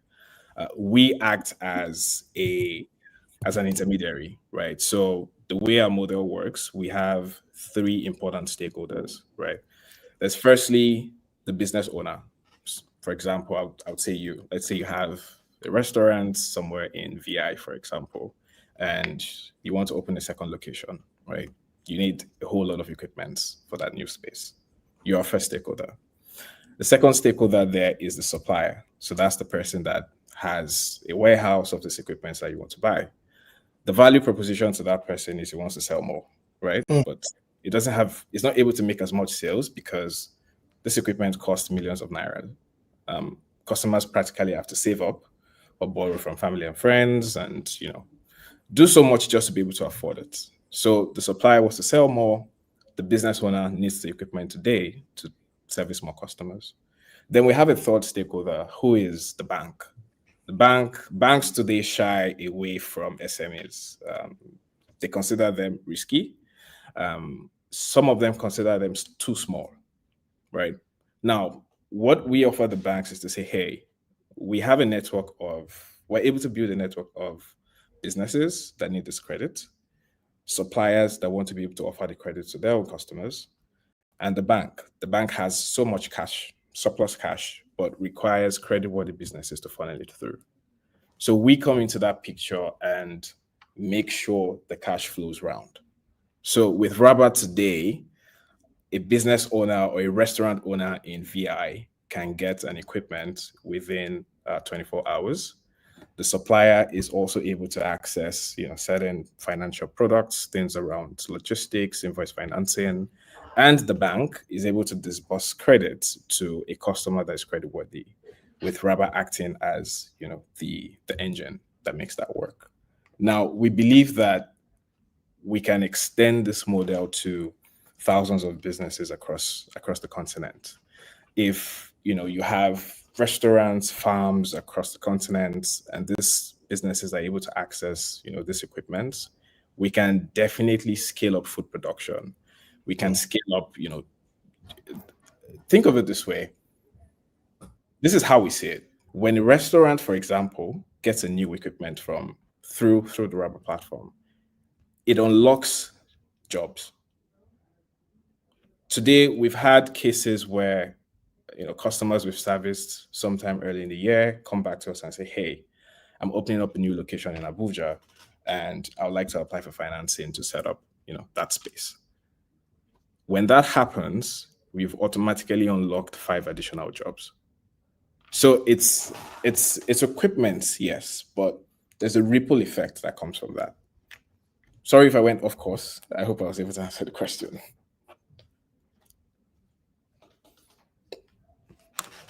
Ebola, am I audible?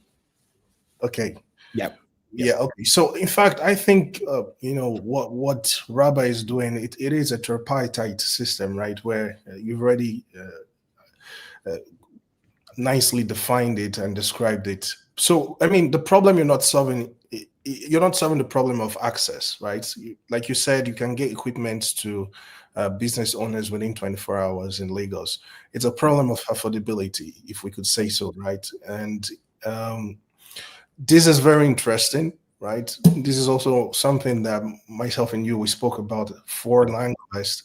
And what stands out to me is obviously I agree with what you're saying about nation building. That's the whole point. In fact, that's what we're all focused on. But why this is also important, and one of the reasons why we asked you to come on board and speak, we have people in the diaspora listening, viewers, right? And people would say, how can we get involved? How can we be part of that business? Because what the business model you have, to be honest, it's a very effective one. It's very robust, and I know that from careful study of what you guys are doing, at least with available information, you're avoiding working with individuals. I don't know if I'm correct. If that is correct, you're correct. Mostly working with institutions. Obviously, probably because of there's a structure and things are more organized. So, for individuals who want to get involved, is there a system in place? Is there structure in place for them to get involved? Oh, yes. So I think I would fall back. When I joined, one of the panelists mentioned something around, pulling funds together. Yeah. So that is something that can work in this case. So obviously, right, if we have diasporans here that are interested in, investing back in this infrastructure back here, you could pull those funds together. So it could become something like a, Langovest fund, right? That then has, that comprises of all these individuals, right? We're able to have certain conversations with our credit partners today. So for context, we currently have 4 financial institutions that we work with. We should expand that to 10 in the next quarter. But what we can do is, if we have interested diasporans now, they can be pulled together to form like a Langovest fund. And that can then go through, like an accredited financial institution, right? So think of it this way: we are not going to be holding your funds, right? Yeah. We're going to be doing an introduction to one of our partners who is like a licensed institution. Interestingly, I mean, if I mention names, you guys will most likely know people, right? So no spoilers. Yeah, I mean, so think of us just introducing you to a proper bank, a proper commercial bank, to say, hey, we have Langovest who has pulled funds from diasporans, and they want to use that, to finance Rabbi customers, right? So they will be the custodian of the funds, and there's visibility into the investment across board. So, I mean, it is definitely something that can work, and it's something we can take up. I think it's something I'm also looking forward to probably taking. I know we've discussed it before. It's something I'm looking forward to taking up, because if you look at the lending landscape today, there's a problem of high cost of financing. Yes. Right. You have banks lending at very high rates. And for us, we're driving that rate down. And the way we do that is, because of the way the model is structured, we treat the equipment we buy as some level of, as the collateral for, that credit, right? Which means it becomes less risky than giving cash to a business. And this is why the banks also work with us, because we have built a model that reduces the risk of giving credits to the SME or to the business, right? So the fact that we've been able to build the model in such a way where it reduces the risk, we're also able to access a cheaper credit from the banks on behalf of these SMEs, right? I can give you a few examples. So if a customer comes to us today, applies for financing through the Rapper platform, and gets the financing, right? If that customer goes directly to the bank, the rate you're going to get is going to be higher than what you got with Rapper. So we're building the model in such a way where we're able to say, for this bank, for example, we have businesses that are creditworthy. We're able to do 1 billion in transactions a month. As a result, we also have internal processes to make sure that the credit is properly utilized, the money comes back, and as a result, give us a concession on what your interest rate is. So it's a win-win for everyone. The bank gets something that is less risky. They're able to get credit out quickly. The business owner also gets credit for the equipment, and the supplier then is able to make a sale. So everybody smiles home, right? So yes, for Langovest, we can definitely create a fund for diasporans that are interested.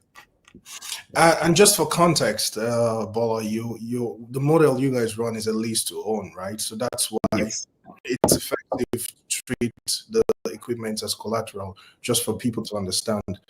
Yes. Yes, I can give some context. So the model is a lease to own financing, and what that just means is the cost. There's an agreed payment plan with the business owner, right? At the end of that payment plan, the equipment then becomes, the business owners. So I think of it as that, if we're diasporans here, we probably understand how the lease to own model works. So, but for people that don't, right? So if you could just clarify, yes. Then. Okay, yeah. So it's lease to own. Say we agree on a 12-month payment plan. The business owner pays for the equipment for the next 12 months. At the end of 12 months, we transfer ownership to them, right? And that's one of the reasons we're able to use the equipment as collateral for that credit. So again, I want to make it as simple as possible for people. So just in layman terms, until they finish paying for it, Rabba owns the equipment, or the bank. The bank, yes. Bank owns the equipment. So that's why there's that security, because they're paying up until the point of maturity. But if they should default, or if you cannot pay anymore, then it's the asset is liquidated and the bank can protect themselves. Exactly. So what we do today is the financier. So when we purchase an equipment, it can either be in Rabba's name or the bank's name. If Langovest is participating in this case, the assets can be in Langovest's name, right? One of the reasons the banks also work with us is we have internal processes for recovery and liquidation. So in the cases of default, there's already a contract that states that in events the customer chooses not to continue with the plan, we can recover the equipment and then liquidate and get the cash back, right? So that also provides an additional guarantee to the service. All right. Well, I know that you do not have a lot of time, so we'll dash straight into Q&A and just let you go. So I believe there's some questions already prepared for you. We'll have authorities come on board and share some of those questions. Okay, sure.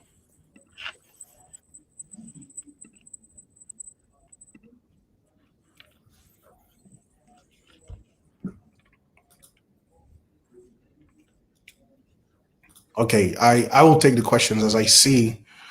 Maybe she's not able to join us. Okay. So one question we have is, what is the biggest opportunity you see right now in African agriculture that the diaspora can tap into? I'll read it again. What is the biggest opportunity you see right now? Well, in this case, we can say, for example, in the food, value chain, you mentioned 3 in the vertical. So right now, what is the biggest opportunity that people in the diaspora can tap into? Okay. For that, right, I would say food service. Okay. Today, we are constantly seeing lots of restaurants springing up, right? for those of us who are around, I'm sure you see the likes of item 7 Go springing up locations here and there. If you just take a walk on, like if you're in Lagos, just take a walk on your street, I'm sure you'll be able to count at least 5 restaurants or 6 restaurants, right?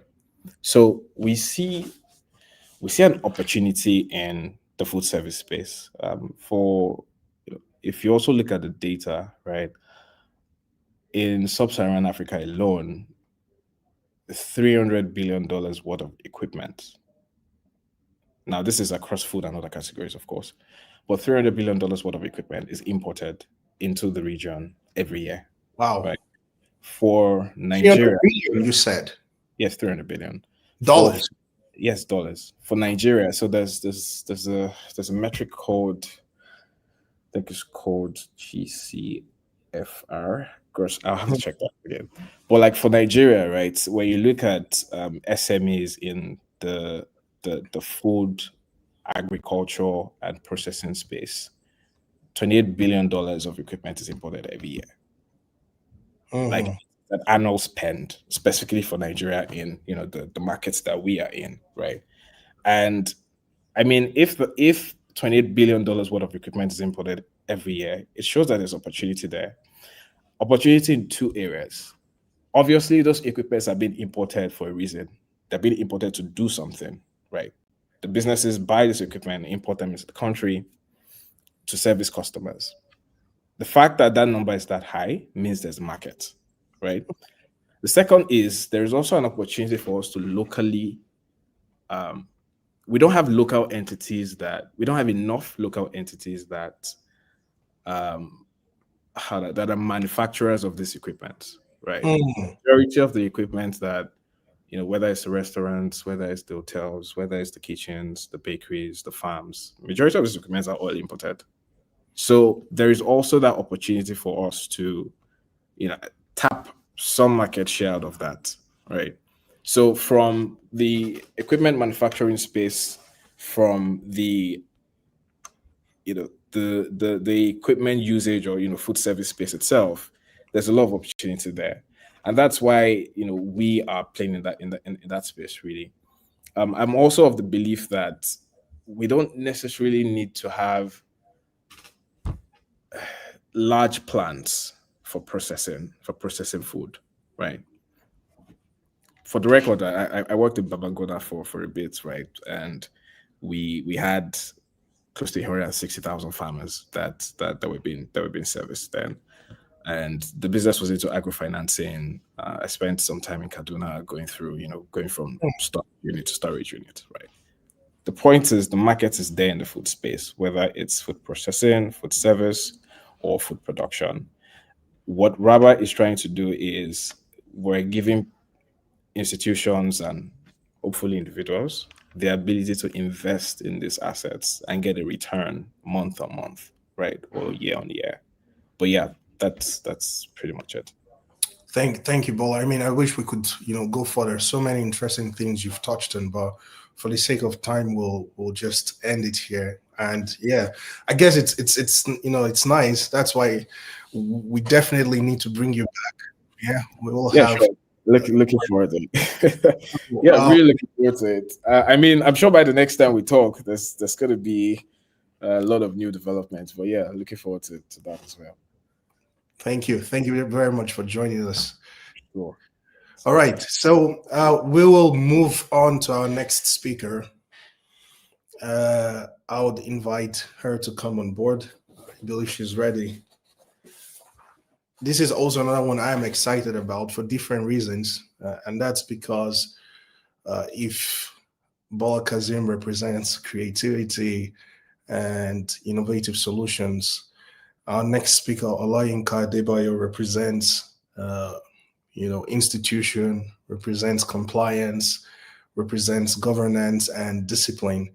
So it's not just only enough for us to hear what are the ways we can partake in investment and what are the creative options that are there. It's also important to understand how to make sure that we're compliant. And so Olayinka is an investment professional and infrastructure investment manager at AIIM, where she helps direct capital into major infrastructure projects across Africa.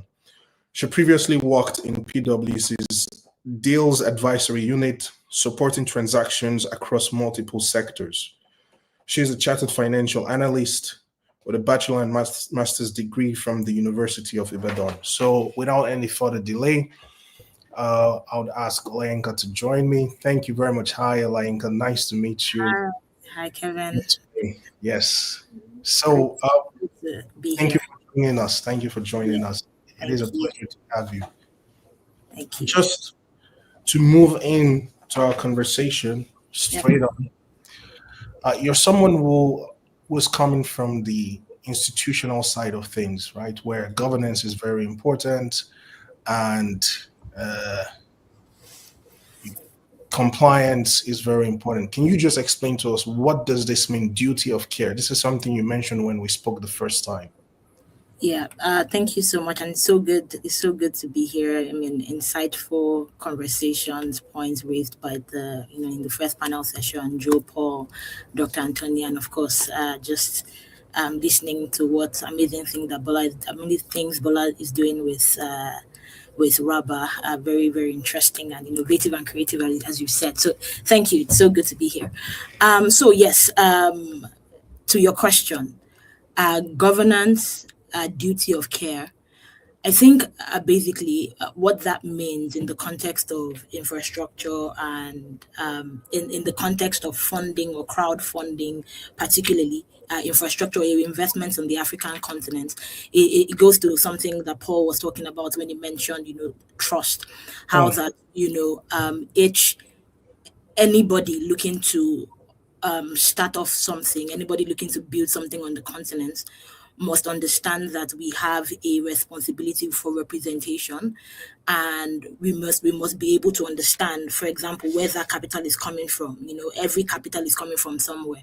They say energy is neither created nor lost, it's just converted from one thing to another. So understanding where that capital is coming from and the duty of care to return that capital back to the pool that it came from, with returns, delivering the returns that capital was earmarked for. It's financial returns, it's social returns, it's different kinds of prosperity indices, ensuring as the custodian of that capital, to ensuring that as the custodian of that capital, you're deploying the capital properly based on some certain criteria. Your monitoring works on the ground to ensure that whatever that capital has been deployed to do is actually being done. You're reporting, you're transparent in your reporting back to your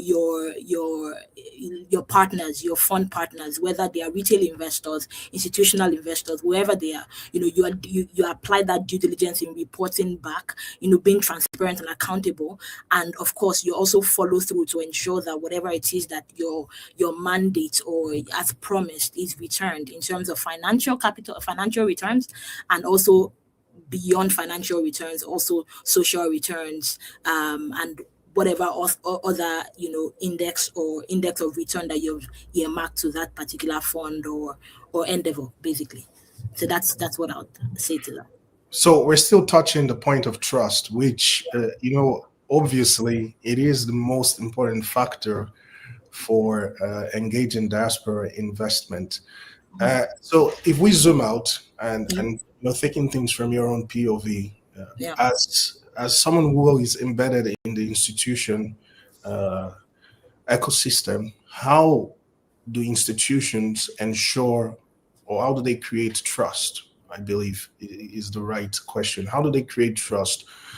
And how, obviously, institutions themselves they already have that level of authority and that stamp of authority, because there's they have years of track record to show for their effort. However, if individuals want to take, example, they want to take cues from institutions, how do they create that trust that investors are, okay, we can trust you to invest in our business or to partner with us? Thank you very much for that question. That's a very good question. So when you take a step back and just look at how institutions have, for example, banks, institutional capital providers have built trust, and that trust in itself is a bucket load that has a lot of things over time. I'd say that like 4 things that they focus on. The first thing is, and the end of that is reputation, but a lot of things are packed into reputation. The first one is expertise. So understanding, okay, what is it that we've said we want to do, and are we the best people to do it?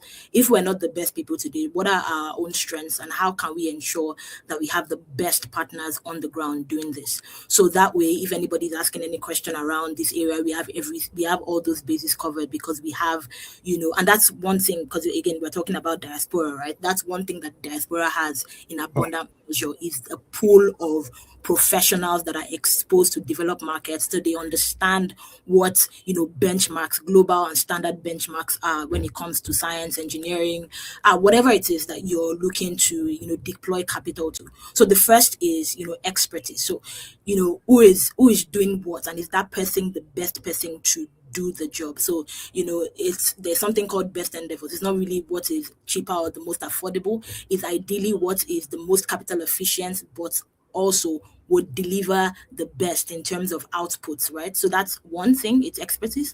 Number 2 is transparency and periodic reporting. Is opening your books for all to see. Is not hiding anything, because you are transparent. You are aligning with, you're just very open. You're reporting periodically. You're giving the updates that you need to give.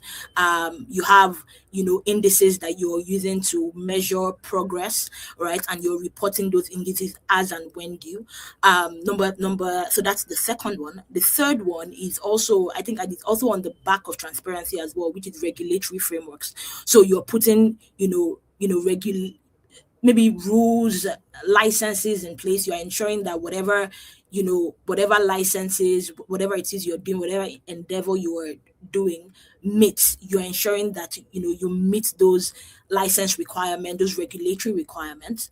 And then the last bit of it is just general, and I think that's where all of it fits. You just build your reputation over time as someone that is consistent. You're consistently delivering your returns. You're consistently delivering expertise. Your name is attached to something credible, something trustworthy, something reliable, and something that when they just hear your name as a brand, they know that, okay, these are the things that they can associate that brand to. Yeah, and it's very interesting that you said this, because one of the things we touched on during the panel discussion, I think everyone agreed, those who were involved, that frameworks is something that we'll have to build. We cannot depend on government. So I just want to let's dig deeper on that, because you mentioned frameworks. From an institution point of view yourself, how do you see us building frameworks, especially as everyone agrees, for private entrepreneurs, we have to come up with frameworks, so we need to build the frameworks and not depend entirely on the government. Okay, thank you for that question. And I just also want to introduce a caveat, right? Because infrastructure is such and I understand that there is large-scale infrastructure and then there is small-scale infrastructure, but the nature of infrastructure and the nature of infrastructure investment requires some sort of government-level partnerships, because because a law, a regulation can come and wipes out everything that you're. So, for example, you have digital fintech platforms, right? And then you then have a rule by CBN that says that no fintech is allowed to operate on this. So, for example, let's use the POS system, which is digital and financial infrastructure in its own right, and just so that the government wanted to encourage and spur banks to create more ATMs across other places in the country and take more responsibility for financial inclusion in the country. One of the things they started to do was to limit and stymie, the amount of money that you could get from POS systems, make it a bit more expensive. And so when it's a bit more expensive, I have to go and take that stress to go to the bank. Although there are also other things that the government was trying to curb with that law. But what I'm just trying to say is, partnering at whatever scale of infrastructure, it's important that we are keeping tabs on what the government is doing. We have partnership with the government, so we're ensuring that we are carrying the government along. We are engaging the government so that the rules and the evolution of regulation follows. It's sort of in step with what the private sector is doing. But I agree, like was said at the panel session, and also what you and Bola also mentioned, that it's important that the private sector and the diaspora population is one of those, if a segment of that sector. It's important that the private sector also, takes some responsibility and develop infrastructure, either institutionally or, from the retail side of things. So that said, in terms of developing frameworks, frameworks are basically just standards, right? That you invest by, and let me just use that. So when we look at, for example, from a fund perspective, so you want to set up a pool of capital and you want to deploy a pool of capital. The framework you start to think about is that, okay, what would that capital be investing in? Would that capital be investing in? Who would we be backing? What kind of, permit the use of my word, which horses do we want to back? What's the caliber of operator, local partner that I want to, put my money behind? So understanding the persona of the person, that I want to, the kind of CEO, the kind of local operator that I want to put my money behind is one, and ensuring that whenever I start looking at opportunities and I want to start to select, opportunities, that becomes part of my criteria, and it's reporting back to the pool of capital or the people behind the pool of capital that I'm deploying that, I've applied this level of due diligence in selecting this particular, operator or this particular business. So that's one.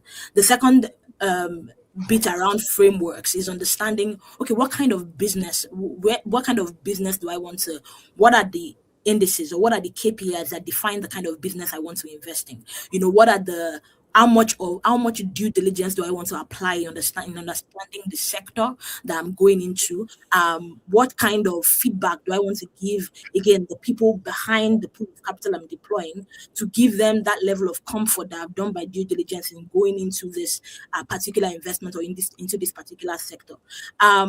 What are the regulatory requirements that this sector, anybody needs to operate in this sector, and how am I ensuring that at the baseline, whatever company I'm backing or whatever company I'm starting is always going to be aligned or aligned with those particular regulatory licenses or frameworks, right? Then there are a lot more that I can say, but another bit would be, to what extent am I ensuring that, again, I am de-risking what it is that I'm investing in? So in terms of, depending on where you go, if you go to rural areas, you're ensuring that you have community participation. You're ensuring that you have a framework that deals with community participation in a sense where you're getting community buy-in, and you don't have the project that abruptly stops because you don't have that. So I'll just stick with those four for now. So that would form basically the framework that you then need to use going forward to assess any endeavor or any business you look to start, or any investments any company you look to invest in. I agree with you so much, because in as much as we're disappointed by what the government, performance of the government across different countries in Africa now, success cannot be achieved by alienating or separating ourselves from the government. It is in cooperation that there will be progress. And so, it's very important that, yes, we're being critical and we're being honest, but we also need to maintain a cooperative posture and say, yes, we're ready to work with the government, especially in the sector of infrastructure. Yes, you cannot necessarily invest in infrastructure if you do not have government support at the end of the day, right? Yeah. Especially through different PPP frameworks. This is very important. I'll take us back to our first conversation. There was something you mentioned that really stood out to me. I don't know if you remember, but you said for an investor in the diaspora, $100 might be is heaven and earth. It might be everything he has. While for someone else, You know, $100 is, you know, something that is an amount that can be risked. Maybe there are people watching this that are probably also running, you know, pooled investments, or they have some sort of programs, or they manage, you know, communities. How do you balance, you know, from an empathic point of view, which is something you pointed out, you know, prioritizing the concerns of the person who invested $100 as well as the concern of the person who this $100 is just a test. So the person whose $100 is, you know, all of his money, and there's so much care and there's so much attention to that. While someone's $100 is careless about it because, you know, okay, I'm testing out here, I can afford to lose this money. Thank you for that question. So, and it goes back to the, you know, the duty of care points that we discussed earlier, right? So, number one, understanding who your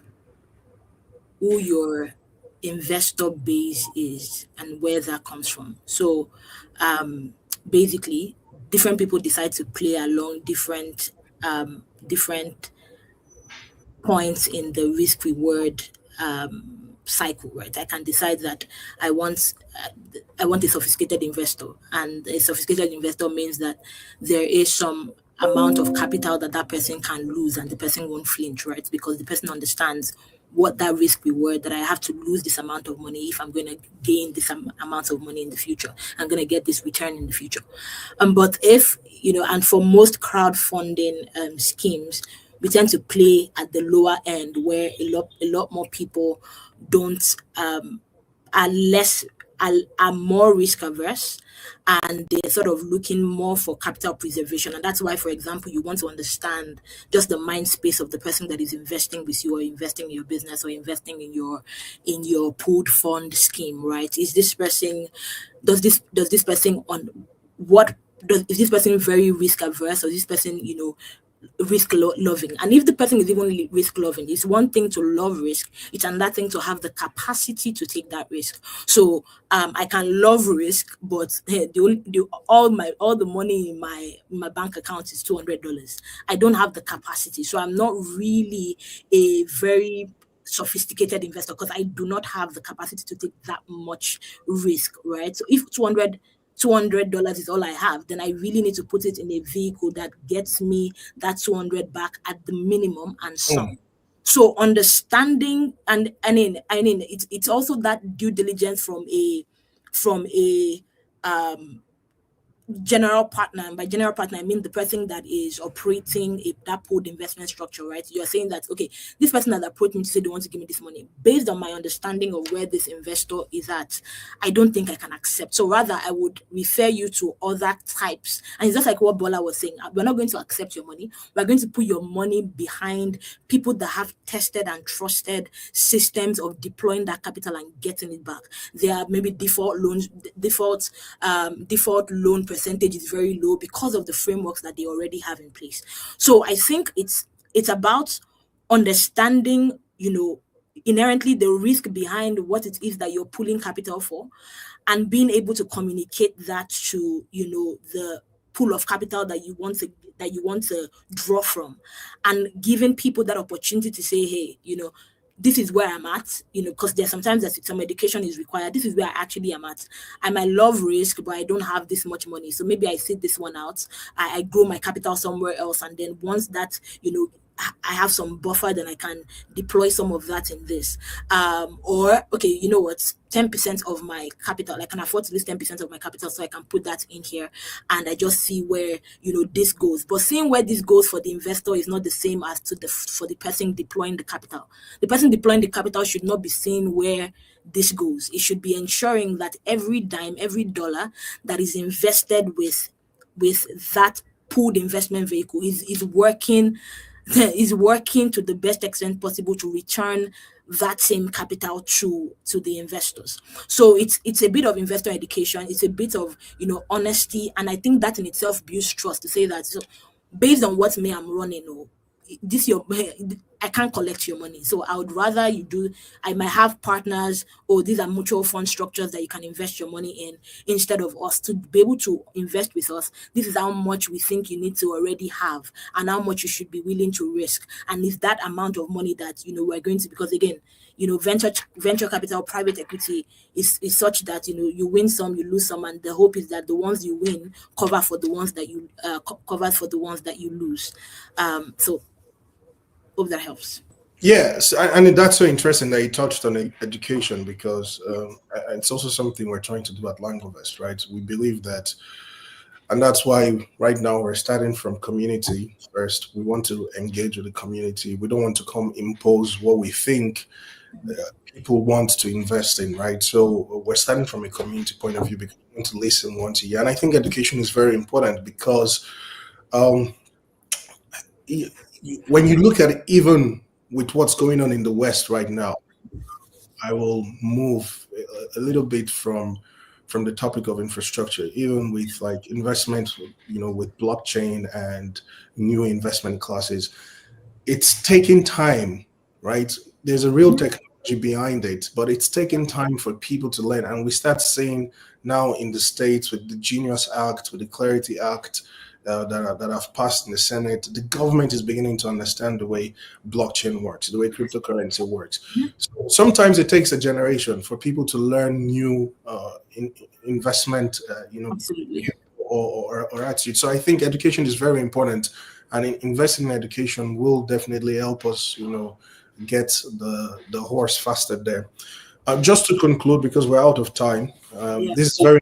I would love to continue, but the guys are already signaling that we're out of time. If we zoom out from individual deals and look at Africa long term, one final question for you. Over the next decade, the next generation, what becomes clear to you about the kind of infrastructure that will shape the continent's future? Okay, that's an interesting question. So I think I would break that into two. The first is catch-up infrastructure. Okay. And then the second would then be growth and leapfrogging infrastructure. So what you find is sometimes, because again, we are constantly sometimes comparing ourselves with, Western economies, we tend to want to get to where they are without recognizing that there are some, industrial revolutions that we are yet to have, that is yet to mature. So, and to have that, for example, the first critical thing that you need to sort out is power. There is, you cannot overestimate or overstate what, just ensure getting 90% electrification across the continent does as a prosperity multiplier and growth multiplier for the continent. So currently, as we stand now, there are about 600 million people in Africa that don't have access to electricity. And they can't even dream. You can't even start to understand the multiple layers of sophistication and technological sophistication, and even, growth and prosperity that can come on that, because the basic infrastructure is not even available. I don't even have lights. I can't even watch to see what's happening in another continent to say, okay, I want to even try to localize this within my context and apply it, because I can't even see. So the first I would say is, power infrastructure. I mean, a lot of progress is being made on the continent with regards to that, transmission networks, fossil fuel power, renewable energy, and the levelized cost of energy for example, renewable energy is reducing. So we are seeing more and more adoption of the balance of solar, wind, of course, fossil fuel, thermal, hydro, all of that is coming together, but we just want to see much more. And that's why you see that, a lot of, for example, energy transition funds also coming up on the continent to sort of just drive that and accelerate that at a, significant scale. So that's one. The second one I would say is, social infrastructure.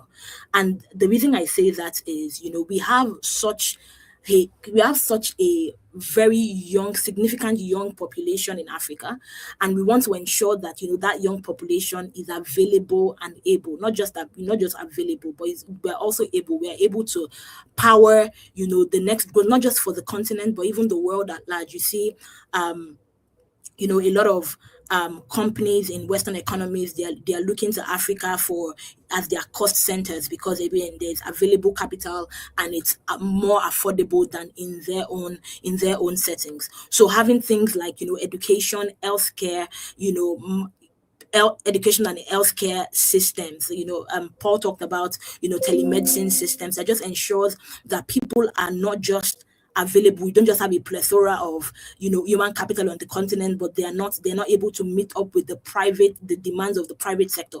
They are able and they are capable to meet those demands. So what investment in education, in top tier education, in the emerging economies, and ensuring that if anybody is looking for top tier talent, Africa is one place they can look, regardless of wherever they may be, in the world, right? I know we talked about, digital infrastructure. I think there is, digital infrastructure is not really a white horse, for Africa. I think when you look at, the rapid rate of urbanization that's happening on the continent, the changing consumer patterns, how we are just, catching up in terms of consumption with, the West. Some things like reduced latency, the ability to be able to communicate with the West at a very fast pace is needed, and the only way we get that is ensuring that our internet infrastructure and communication infrastructures are solid. So our data centers, fiber networks, all of that good stuff, also it's very important. So for me, I think over the next medium to short term, I think what we really need is catch up. We need to catch up with all other Western markets, Western economies. So it's really catch up infrastructure, and then we can then layer on top of that, all of the sweet stuff, robotics, and all of that good stuff. But for me, I would say it's power, it's social infrastructure. Oh, I forgot to mention one as well. It's transport and logistics as well, reducing the cost of foods, the cost of goods, ensuring that boosting our export potential, ensuring that we can earn more dollar-based revenue income. All right, so transport, logistics, power and energy, social infrastructure and renewable, and what was the last one I mentioned? Digital infrastructure would be it. That's it. Catch up and leapfrog, and so we'll just take one question and end. I've been informed that you also have other appointments. We don't want to keep you longer than needed. So there are a lot of questions here, but I'll pick one so that we're not repeating what we've already discussed. I would go back to your professional experience, because I think that's the most standout here, right? Out of everyone present, you have that professional experience working with institutions. So for diaspora community or professionals, what is the one practical way that they can strengthen institutions back home? Because from my own point of view, and I don't know if you're not, institutions also are not fully matured if we want to compare them to our Western counterparts or Asian counterparts. So we've talked about how the diaspora can contribute not just only money or funds, but as well as in professional skills. So how do you believe they can, contribute otherwise to strengthen the institutions we have, in Africa and across the continent? And it's thank you for that question. And it's what we've mentioned, right? One of the things I like to say about the diaspora community is that it's the richest supplier. And when I say capital, I don't mean just financial capital. Now it's the richest and purest form of capital there is available. And I say that for three things. Number one, there is exposure to developed economies, whether in Western economies or Asian economies. There's exposure. You understand how things are done. You understand what the global standards are. You understand what the global standards for transparency, accountability, technology. You know what those things are.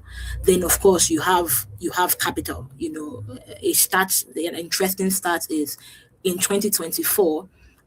Diaspora remittance on the continent actually matches the gap in infrastructure financing we have. So annual infrastructure requirement in Africa is about 130 to 170 billion dollars. Of that, about 50 to 70 is being 80 to is being funded. So you have about 90.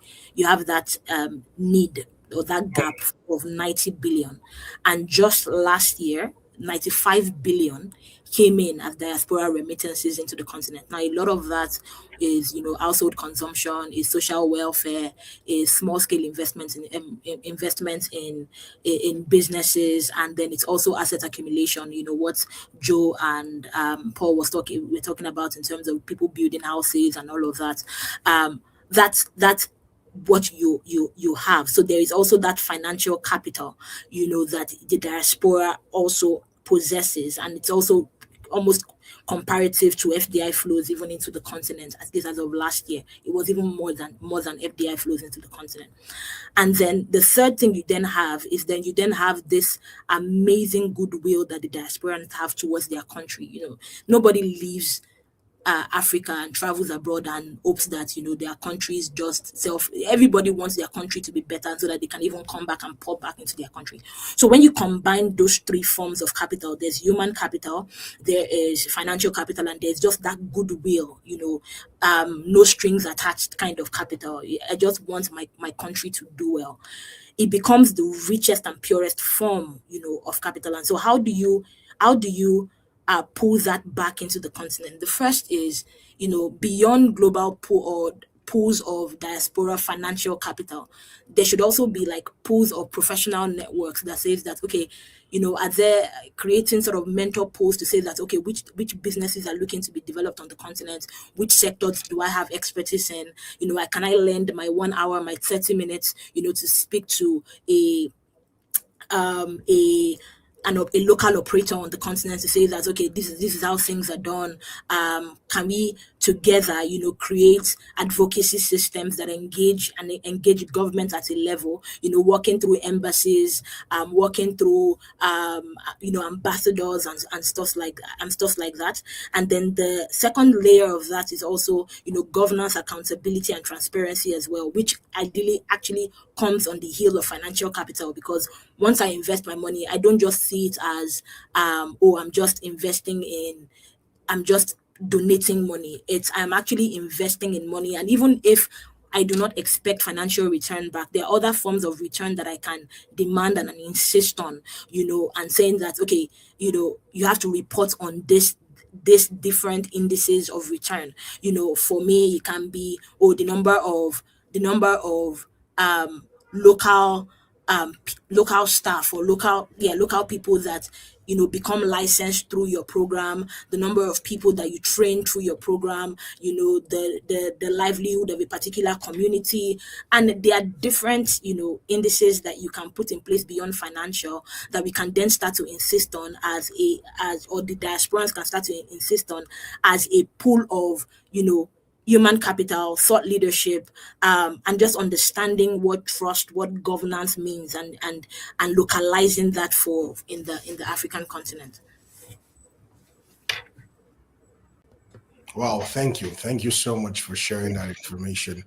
I think what is very dominant in everything you've been saying is that it's important for us to, like, just as a cap, to focus on education and information and letting people understand what is the reality of things. So thank you very much for your time, the time you spent with us, Olayenka. It's highly appreciated. I'll let you go because I understand you have things to do. Thank you so much. Bye-bye. Thank you so much for having me. Bye.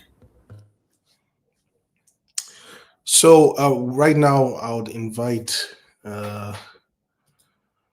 Autoricia to come on board. Okay, no, we have, I beg your pardon, we have our closing statement first. So our closing remarks with Dr. Omolola. So if she's ready.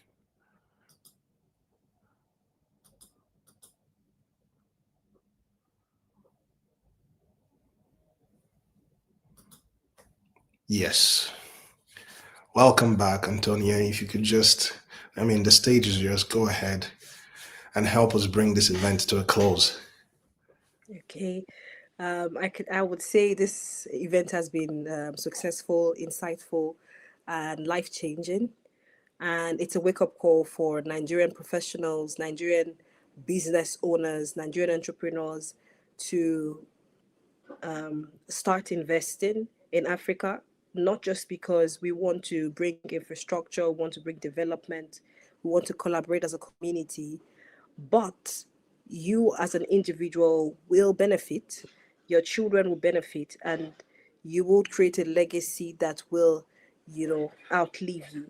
And finally, I look forward to more partnership, more events. Maybe we might have the year of the return or something that is, phenomenal, like what we had in Ghana as well. Do the same thing in Nigeria, and all of that. As someone who is in academia, I'm very, very conversant about history, about education, and lots more. And I believe Nigerian parents in diaspora want their children to be exposed to Nigerian cultures, Nigerian lifestyle, Nigerian food, and all of that. So if you want to feel like home, if you want to feel at home, you want to feel at home, or you want to make your space be like home, it starts with you, and we can build each brick by the day. Do you understand? Like, what I mean is, like, we can come together as a community to build from our network, from our community, and finally we can also create home for ourselves. And I believe that people in America, people in the Middle East, people in the United Kingdom, and other communities that we partner with or that we have affiliations with, buy the same idea. No matter, even if you're born in Switzerland or you're Nigerian, you still want to connect to the Nigerian roots. And that's why I keep emphasizing on home, building home, and making the place comfortable. Each brick, each step, each collaboration, each investment goes a long way. Thank you.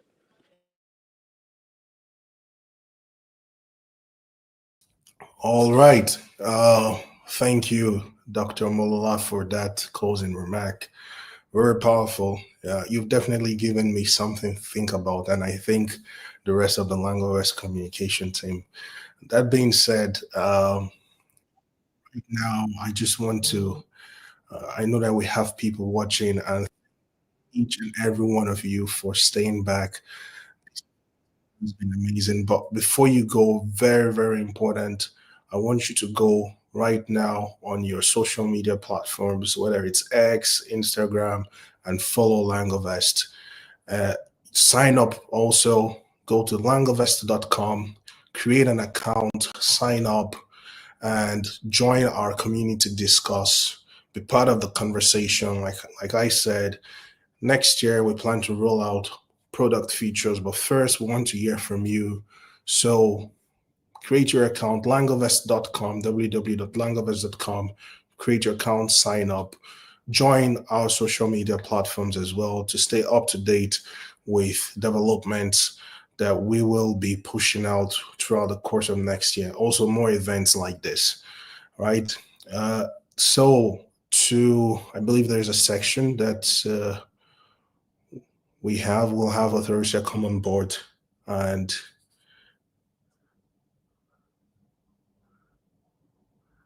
guide us through. Also, I forgot, guys, subscribe to the newsletter. The newsletter keeps you, up to date, right? You'll be in touch with what we're doing.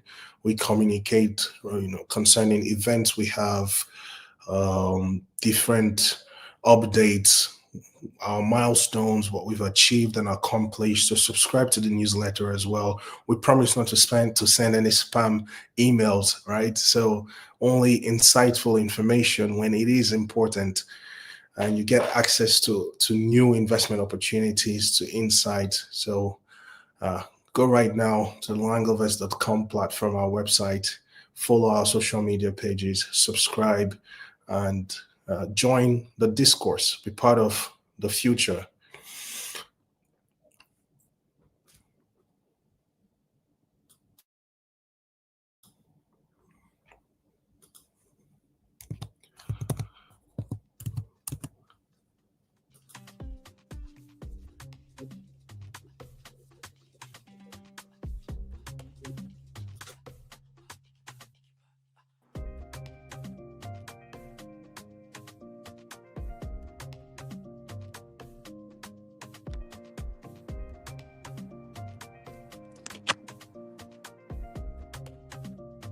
Okay, the section a lot of us are excited about the giveaway.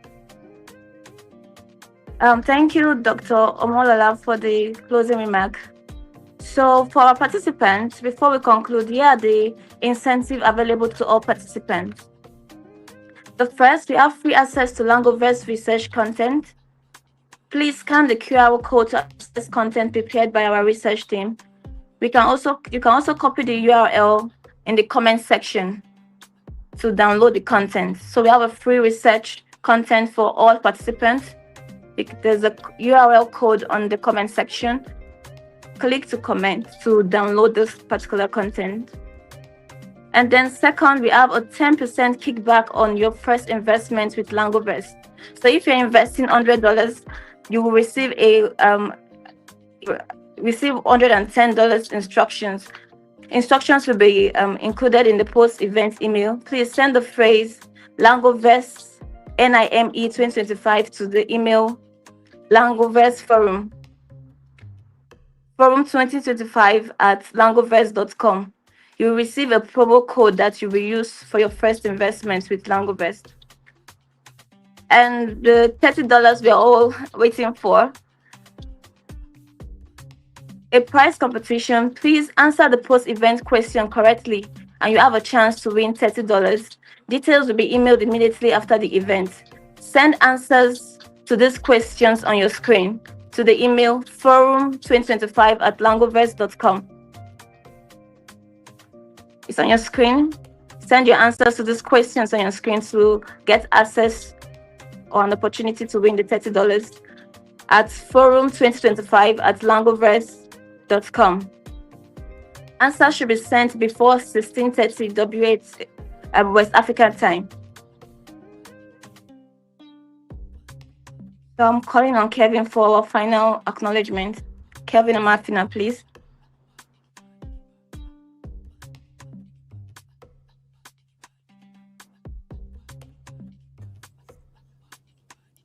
All right, thank you. If we'll just turn down the music so I can conclude. Thank you so much for that. She has been an amazing co-moderator. So I want to use this opportunity to thank all our panelists and speakers at today's event. It was very insightful. And one thing is for sure, we need to engage in more discourse, right? We need to engage in more conversation. Ban Ki-moon said that cooperation and discourse is essential for peace and progress. So it's very important that we continue to have more events like this. And I personally, I am motivated for us to even bring more events like this your way and to engage with the diaspora, engage with Africans home and abroad. We're not only focused on the diaspora, even the Africans on the continent. It's very important. One thing is for sure, Africa is not going to be successful with its government only, right? We need the effort from our private and our private institutions, our private individuals. I also want to use this opportunity to thank my team because they put all of this together, right? And I just want to give a shout out to all of them, right? Merit, Bamishay, Joshua, Otorusia, and every other person in Langovest. You guys have been amazing. And also Anu, excuse me, I forgot Anu. Of course, how can we forget Anu? She's the creative brains behind our videos. And so you guys have been amazing. Thank all of you. And thank our viewers for watching. Thank you to our panelists. The discussion was very insightful. And we're only motivated to bring more to you guys. Have a wonderful evening or morning, wherever you are located, and stay tuned. There's more to come from Langovest.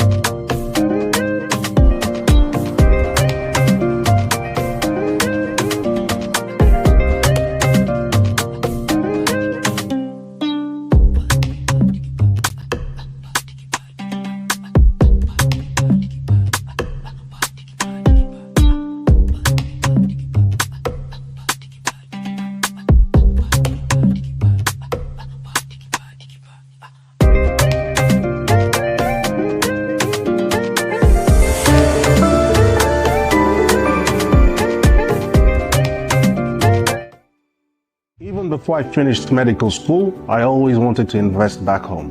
Like many in the diaspora, I had an emotional connection, but there was one clear problem: the problem of trust. If you're in the diaspora like me, you know this feeling.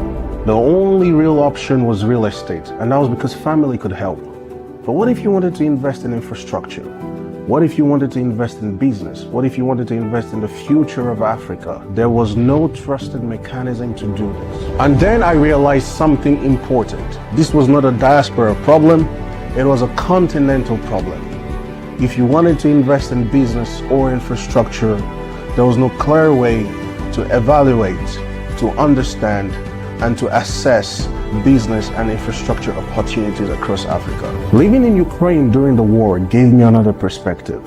I saw how energy, healthcare, and transport infrastructures were affected. And then I realized one thing. What if the problem was how we were thinking about infrastructure? But what struck me was not the attack on the infrastructure, it was the response. The Ukrainian government and civil societies came up with solutions that were small, fast, deployable, rapid, and they were able to fill infrastructure gaps overnight.